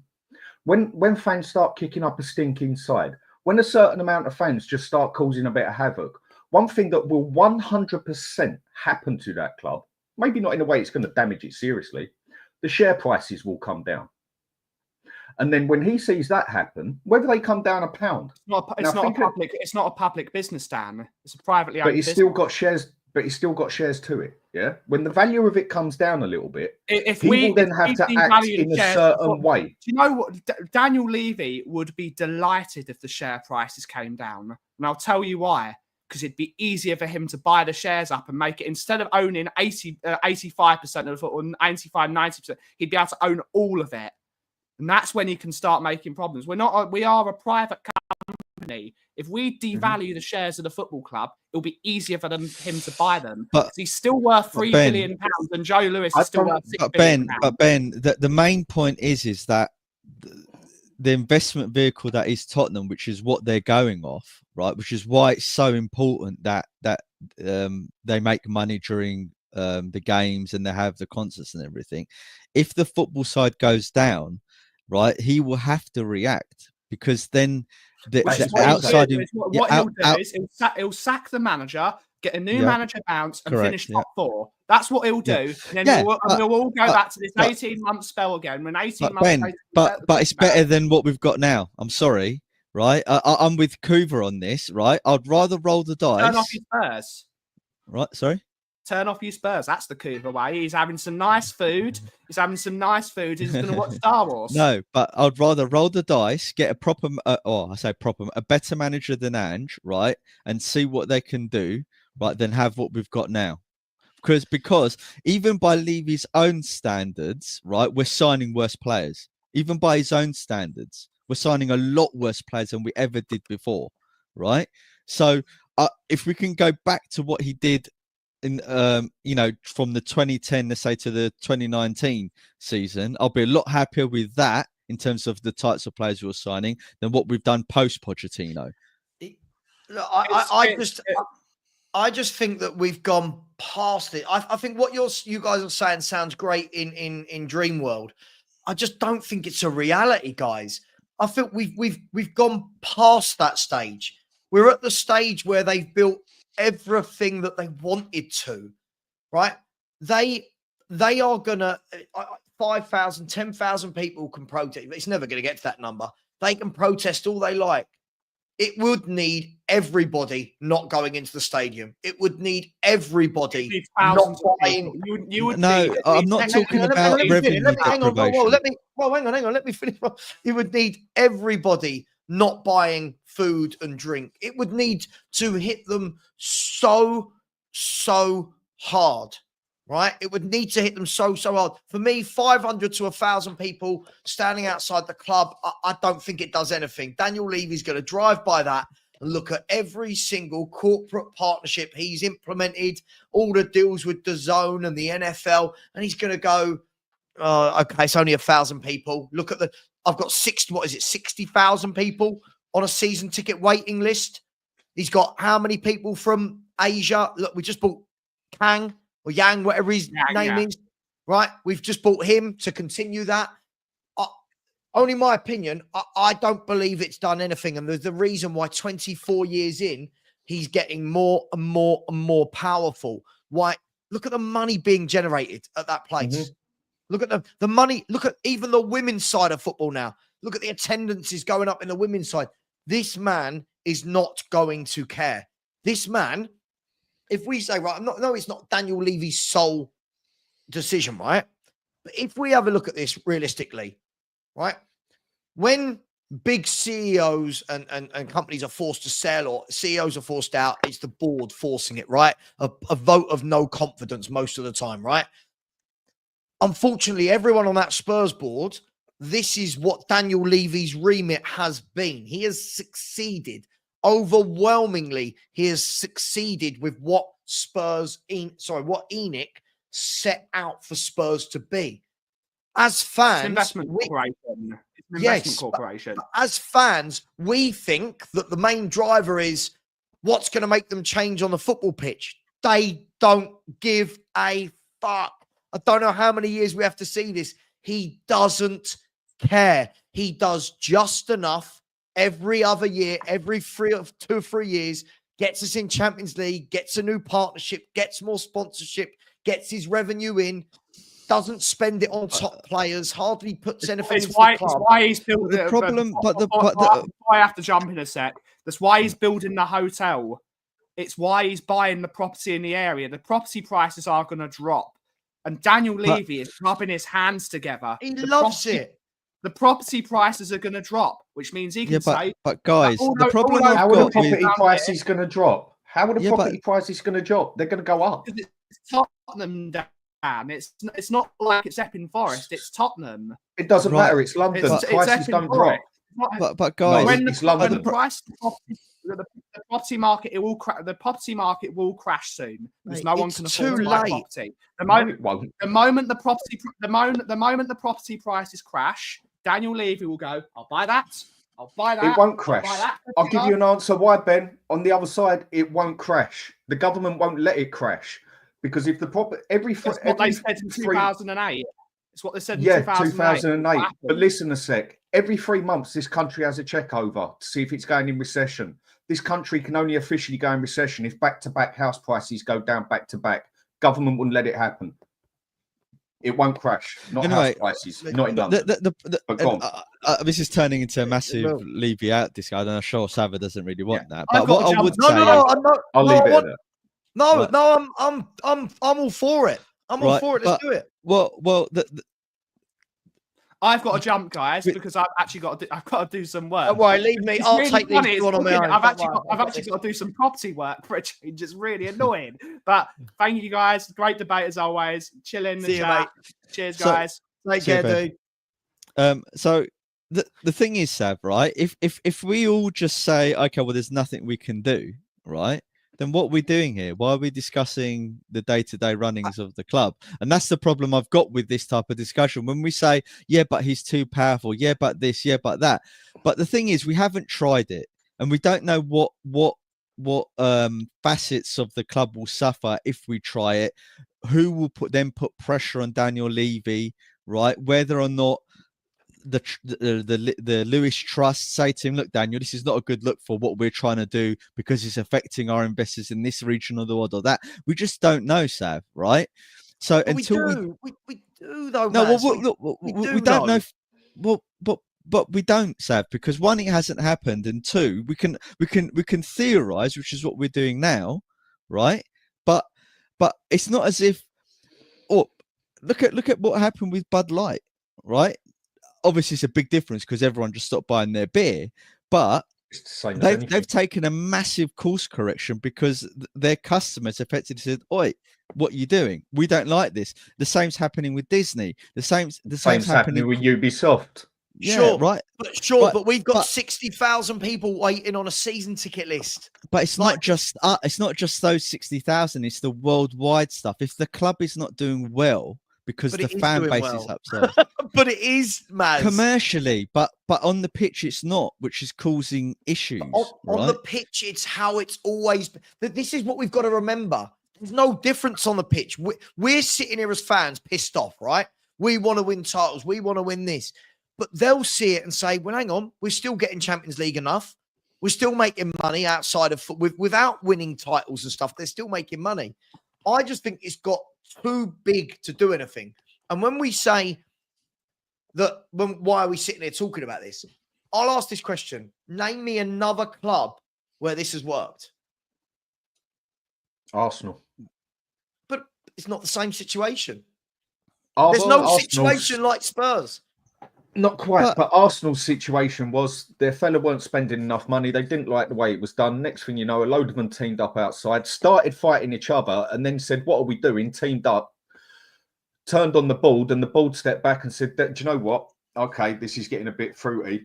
Let his son deal with it. Pump some money into it." What's the difference between Spurs and Arsenal? Arsenal are doing a lot better than us. No. That's not the difference. Arsenal are buying £100 million players. No. The difference between Spurs and Arsenal is, again, it's that thing that we're all missing here. But Arsenal is, hang on, man. Arsenal is a football club, right? Football. We are not anymore just a football club. Arsenal Stadium, wasn't built for the same purposes that our stadium was built. And it's for precisely that reason that protesting will have a big effect on the business, because negativity around the business for any business is not good, right? And you can't, right, because that will scupper deals, because certain other organizations won't want to be involved in a club in turmoil with its local fan base up in arms and protesting against them and stuff like that, right?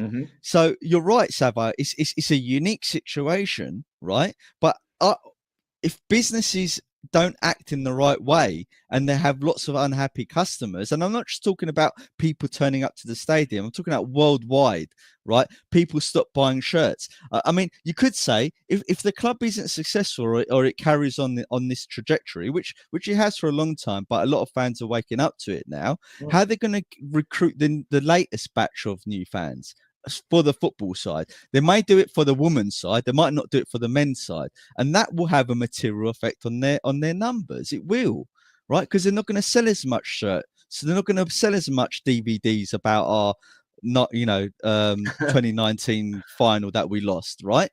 And stuff like that, because people will become disinterested because the brand will break, right? It won't be a powerful brand.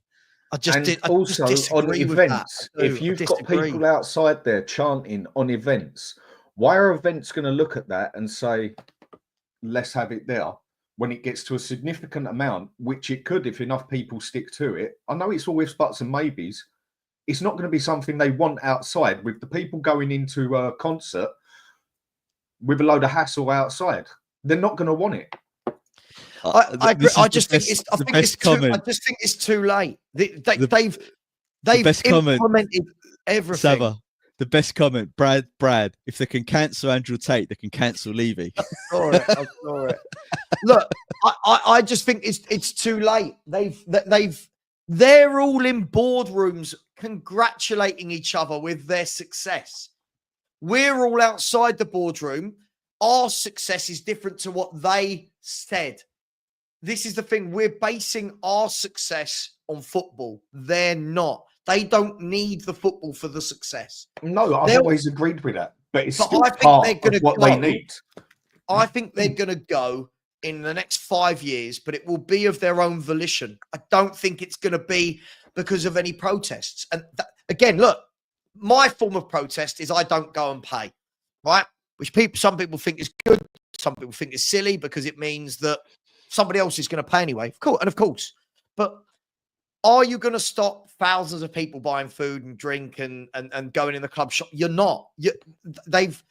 We're so far past that. But it's only good It's if the figures, you know this, right, Sav? It's only good if your figures are doing this, right? Year on year growth, right? Sure. As soon as it starts tapering off, right, or even going down a little bit, right, in any business, and I've worked for massive businesses, small and ginormous businesses, right? The CEOs, the board start asking questions. Now, I know it's different because it's a privately owned entity, right? However, no business owners want to see either stagnation or the figures going down. There's going to be a precipice where there's going to be a precipice where they're going to say, look, we can't take this any further than we have, which might happen in 5 years. And you're right, they'll probably go at their own volition at that point, right? So, look, I don't think I'm going to persuade you, Savva. I think you're quite. Mate, I felt like this. I felt like this since the new stadium plans were approved. Right, what we're going back a decade, 12 years, 13 years. Bearing in mind, I've been Ange out, Levy out since 2007. But from the moment these plans were approved, ask anyone who saw me on Twitter at those times. I was turning around and saying, "That's it. That they've won." They've won. They got what they wanted. And my big question is this. Do we truly believe there are enough people that are that pissed off that you can get the movement going? I just don't think there is. Yeah, and that I agree with you. That is the actual crux of the question. Are there enough That is the people, main problem. Yeah, that will do something about it. If you had 10,000, Maz, do you know what? If before the next, what's the next big home game? Let's say Liverpool, right? If before the Liverpool game, you had 10,000 Spurs supporters, Levy out, right? Now I'm going to turn around and go, you know what? Cool. And then that's the next home game.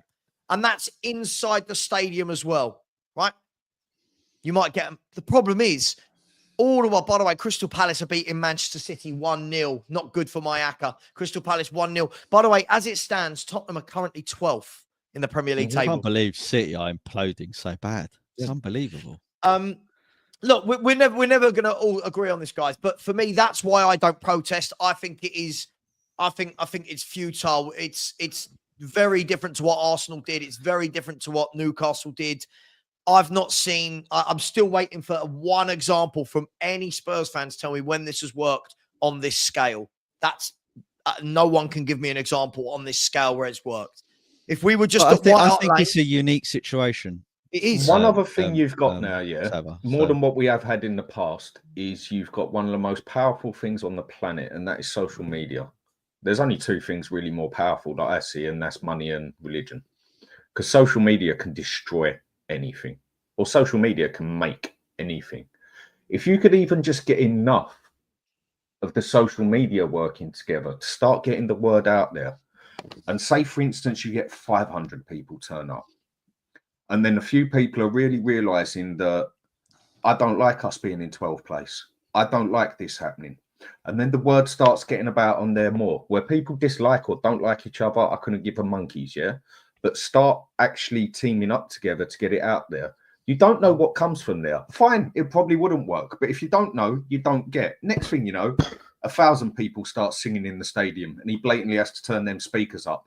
That gets seen on TV. Simple as. It's not that they don't hear the Levy out. They hear it, and they hear that the speakers have to go up. And then from there, you get even more people on social media speaking about it. The people that starting to work together, whether they like each other or not. But then you'll also have the other side talking about it, who want Levy in. Why are all these idiots doing Levy out, Levy out? I mean, look how much it's gone all over X with the Spurs supporters having punch-ups with each other after the game because of some screaming Levy out. Social media, there is nothing more powerful, like I said. And then all of a sudden, 1,500 start doing it. Then all of a sudden, people start causing hassle outside the games. I'm not saying they have to start getting bloody petrol bombs together and shit, but start like causing hassle outside the games, making it so that people want to come out the stadium and just go. Can't be bothered to hear the crap outside. make it so people don't want to turn up early for the game. They just want to go in and get outside there because of all the bullshit outside. Then it extends further into the stadium because people are starting to see, do you know what? This is having an effect. Maybe I want to be part of it. Maybe I don't. It's all ifs, buts, and maybes. But if you don't try in life, you don't get. That's how I see it. Yeah, but this isn't, you don't try, you don't get, like applying for a job. We're talking about getting rid of a £4 to £7 billion ownership. I'm not even talking about getting rid of them. I'm just talking about more that they'd sit there and say, shit, this football side is starting to come down big time and we need to put a bit of money into the football side. But they, hang on, but Dan, this is where it's contradictory. They do that. No, they don't. This is where, yes, they do. There has been many occasions where when it starts going wrong, Levy gets the checkbook out, we buy 2 or 3 players, we start going again. Then it drops, manager gets sacked, you buy a few more players. Okay. They do that, Dan. But Bar doing Conte, when have we gone and got the players? Hang on. They're never going to do it to the point that you want them to do it to, that I want them to do it to. They're never going to do it to the point where they go, do you know what? Look how many of these fans are unhappy. All right, let's whack 300-400 million in and start paying 400 grand a week on wages. It's not going to happen. It's not why they built the stadium. It won't make them change to that level. But if things aren't working and it's really starting to have an effect, maybe it could make them change something. I mean, we all know that, yeah, they've spent 400 million. We all know that, yeah. But everybody also knows, or a majority of people also know, where'd the wages go? It was bought blatantly, spent on the players blatantly to get the wage structure down. Everybody knows it.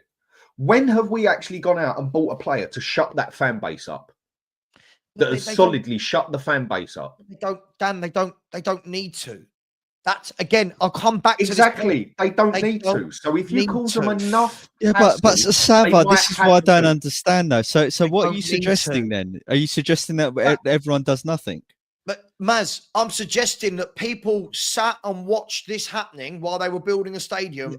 But that's the past. But what about now? But Maz, you say it's the past. The causality of that is it's gone too far. This is right. So what do you suggest we do now? That's what I'm asking. That's I don't think anything we do is going to get them out until right. So then I've had this same discussion now 2 or 3, not with you, with other people. I'm saying when you get to that point where you think nothing will work, right? Then why are we even discussing Spurs or anything? Like I'm being serious. If we know that nothing's ever going to change, in life we can't. Okay, so why do we talk about who Ange should play in goal or up front? We can't change that either. Precisely. Right. So we don't have a YouTube channel because we can't change anything. Well, I have hope, right, that we can. So I keep fighting for that we can. If I've got no hope, then I wouldn't waste my time. Sure. That's what I'm saying. I don't truly believe you think that. I'm just saying if we get to the point whereby we're arguing that nothing can be done and it's futile and we've been conquered, right? Then what do we do? We you know, for me, don't think we do anything. I personally think we unfortunately have to wait for Enoch to ride this out, and when they decide they're going to sell, they're going to sell. You know what? We're at the point where it's taken so many years to get to this stage where they're going to eventually sell up. They will eventually sell up, right? Eventually, yeah. And maybe there being a ruckus with the fans and protests and God knows whatever.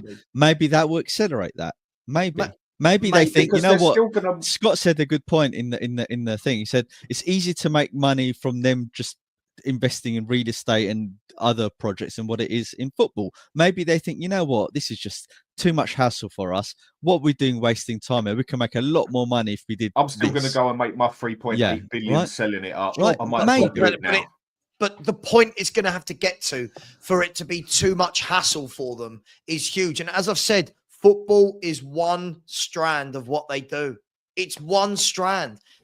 This is my point. They've built the mothership. They've built it. They did it. They're laughing. They've bought the club for what, 20 million, 19 million? I don't think there can be a mothership without Tottenham as a football club. I think they still need that as the main investment vehicle. Maz, it's still there. Look Listen, I'll ask this question. Are there enough people unhappy? There Oh, aren't. I don't know. I don't know. There aren't. I personally think there's more people unhappy than there ever has been. Is But that that's enough? still a I don't tiny know. percentage, Dan. It's still a tiny percentage.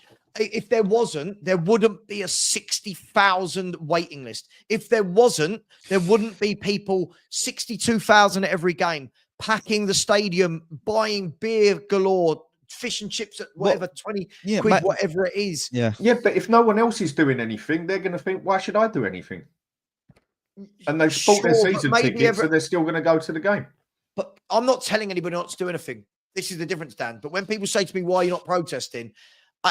It's gone. You are protesting. You're doing it every time you run your YouTube channel and you talk about Spurs. That is sure, right? Sure. But so take the compliment, Savva. I'm bigging you up here, mate. All right. Hang on, Chris. When you're saying I don't get why you think no one should try. I've never said no one else should try. I think it's futile. For me, I think the whole thing is futile. That, as I said, if somebody turns around to me and says, I am buying that business over there, right? Whatever business it is, I'm going to pay 20 million for that.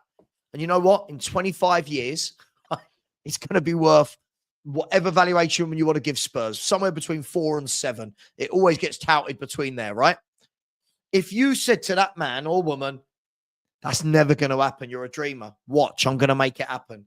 And then they get there, you think the resolve, the hard nature of that human being to get to that position, they don't give a fuck about a few thousand people. They're in that position for a reason. They have Daniel Levy. You don't get to the top through being nice. I know that. But look, there's two of the oldest tactics in life. And that is one that Daniel Levy has done to us. Saxons, Vikings. Get a couple of Vikings to fight for them, then fight each other, and then just drop them off. Divide and conquer. There's another tactic that always worked as well, and that's called Trojan horse. You get enough people in that stadium chanting, you start getting enough hassle round that stadium and in that stadium, something will have to change in a certain way. Will it make them sell up? Probably no. Could it make something happen? Possibly yes. All ifs, buts, and maybes. But there's certain things in life. I mean, what the fuck is this Spurs thing? To dare is to do. If you don't try something in life, you ain't got a chance of getting to it anyway. Chances are you'll probably never win the lottery, but you still try. But Dan, every time you give me an example, it's of something very small. As I said, we're talking about 4 to 7 billion. They have no interest in pumping in the money like Man City's owners did or Chelsea's owners did. They don't. They're not going to. If we want them to, they're not going to. Right? They're really not going to. And again, I think this is probably Marlon. Big up if it's Marlon or Ash. But again, I used this example earlier. Newcastle was selling a club for 300 million. And guys, I know that sounds mad. Me as a person that doesn't have £1 million in my bank saying it's only 330 million. But how many people in the world can afford 330 million? Loads, right? In terms of the business world, the magnates, loads. How many people can get 4 to 7 billion together? That's a different beast we're talking about. Also, when you're going to Newcastle, what were they buying? They were buying the stadium, the training ground, and the football team. When you go to Spurs, you've got all the partnerships that are in place for the boxing, for the concerts. It's not as simple as the Newcastle thing. It's not. Not as simple as the Newcastle one. I agree with that. But there is nothing that says we can't cause them a bit of trouble. Sure, go for it. Go for it. I'm not telling anyone not to, Dan. I'm not. I just want to say, right, that there's 2,000, or according to the Google AI, I've just typed it in, right? Yeah. And I believe this is from Forbes as well, right? There's 2,781 billionaires worldwide, right? But that in itself is not the reason. There's so many investment companies worldwide that will have the money to do this should they want to do it, right? That I don't think that's a good argument to say who's going to come and do it, because we think of, okay, is Elon Musk going to come and do it, or is the owner of Spotify going to come and do it? No, it'll be someone or a consortium that we've probably never heard of that will say, let's come and do this. But again, my point is, it's not as straightforward as just selling nothing straightforward. Newcastle United. Getting rid of these owners, as I said, if you say, I'm going to take this business from there to there, you watch me, and I'm going to make a machine that prints money, why are they suddenly going to get to this point and go, oh, yeah, to be fair, we should worry about the football now? They've not given a shit for 25 years. I don't know why anyone thinks they're going to start giving a shit now. That's my opinion on it. We missed the boat. This should have been done before the stadium was built, right? I agree. Everyone was. I do agree. with that. Everyone though. I agree. But again, this is where the fans got suckered in. Everyone at the time, and Stel was on Twitter. I mean, we didn't know each other at that point, but I remember everyone was going, "Oh my God, the game-changing stadium, right? The game-changing stadium. We're doing this." I remember saying at the time, "This isn't going to change anything." He told us in 2001. He told us. He told you. He told me. He told the world why he's doing this. We still all believed it. Not all of us, but as a majority fan base, we believed it. Then when we first moved into the stadium, it changed to give it 3 to 4 to 5 years once we've been in there and earned money, and we believed it. Now we're in, 5 years in the new stadium, 6 years, whatever it is next season, and we're all sitting there going, it could change. He does not give a monkeys. Neither do the Tottenham board. They don't care. They've never cared. The football was never their priority. It was a leverage. I've got to go, guys. Sorry, I've got to go. I'm being summoned. But I'll catch you guys later. Thanks for having me on, Savva. Thank you. No worries. Thanks, Spurs. Thank you. Look, we can talk about this all day. We're never going to agree. It's one of them things. But it's just one of them things you agree to disagree sort of thing. I think we could cause them some hassle, but would it be enough? I think the time to cause them hassle was when they said they're thinking about building a new stadium. For me, that was the time, right? Yes. When fans. I agree. But now there are so many, Dan, that are just. How many times do you have a debate with someone? You go, "What's Levy done? Are you kidding me? Look at that stadium." Yeah. Right. Look at that. Are you kidding me? When he came in, we were 11th, and now we're finishing in 4th and 5th. Are you kidding me? Oh, we've had our highest league position. Are you kidding me? We got to a Champions League final. When you hear these things, you realise. Look, Dan, I need to go as well. I only meant to go for an hour. Happens to me all the time, mate. But you're right on what you're saying on that one. Look, you're right on what you're saying on that last bit. I want to be wrong. If anyone wants to protest, I'm not. By the way, I'm not telling anyone not to. But when people not you, but when people tell me, "Oh, put your money where your mouth is," I genuinely don't feel that me going and stand out in the cold to protest against Daniel Levy when he's done what he said he was going to do matters. But listen, Dan, thanks so much. Everybody in the chat, thank you. Guys and girls, I will be live at 5:15 on Big Up for Man United v Forest. A very relaxed stream. Don't really care about either team. Please come and join me. It should be a good laugh. I'll put the link in my community page. Subscribe to the Hotspur Hood. Please subscribe to myself. And by the way, just quickly, Hadrian's Wall in the chat. Please, dude, stop. Stop telling people that I blocked you because of my ego.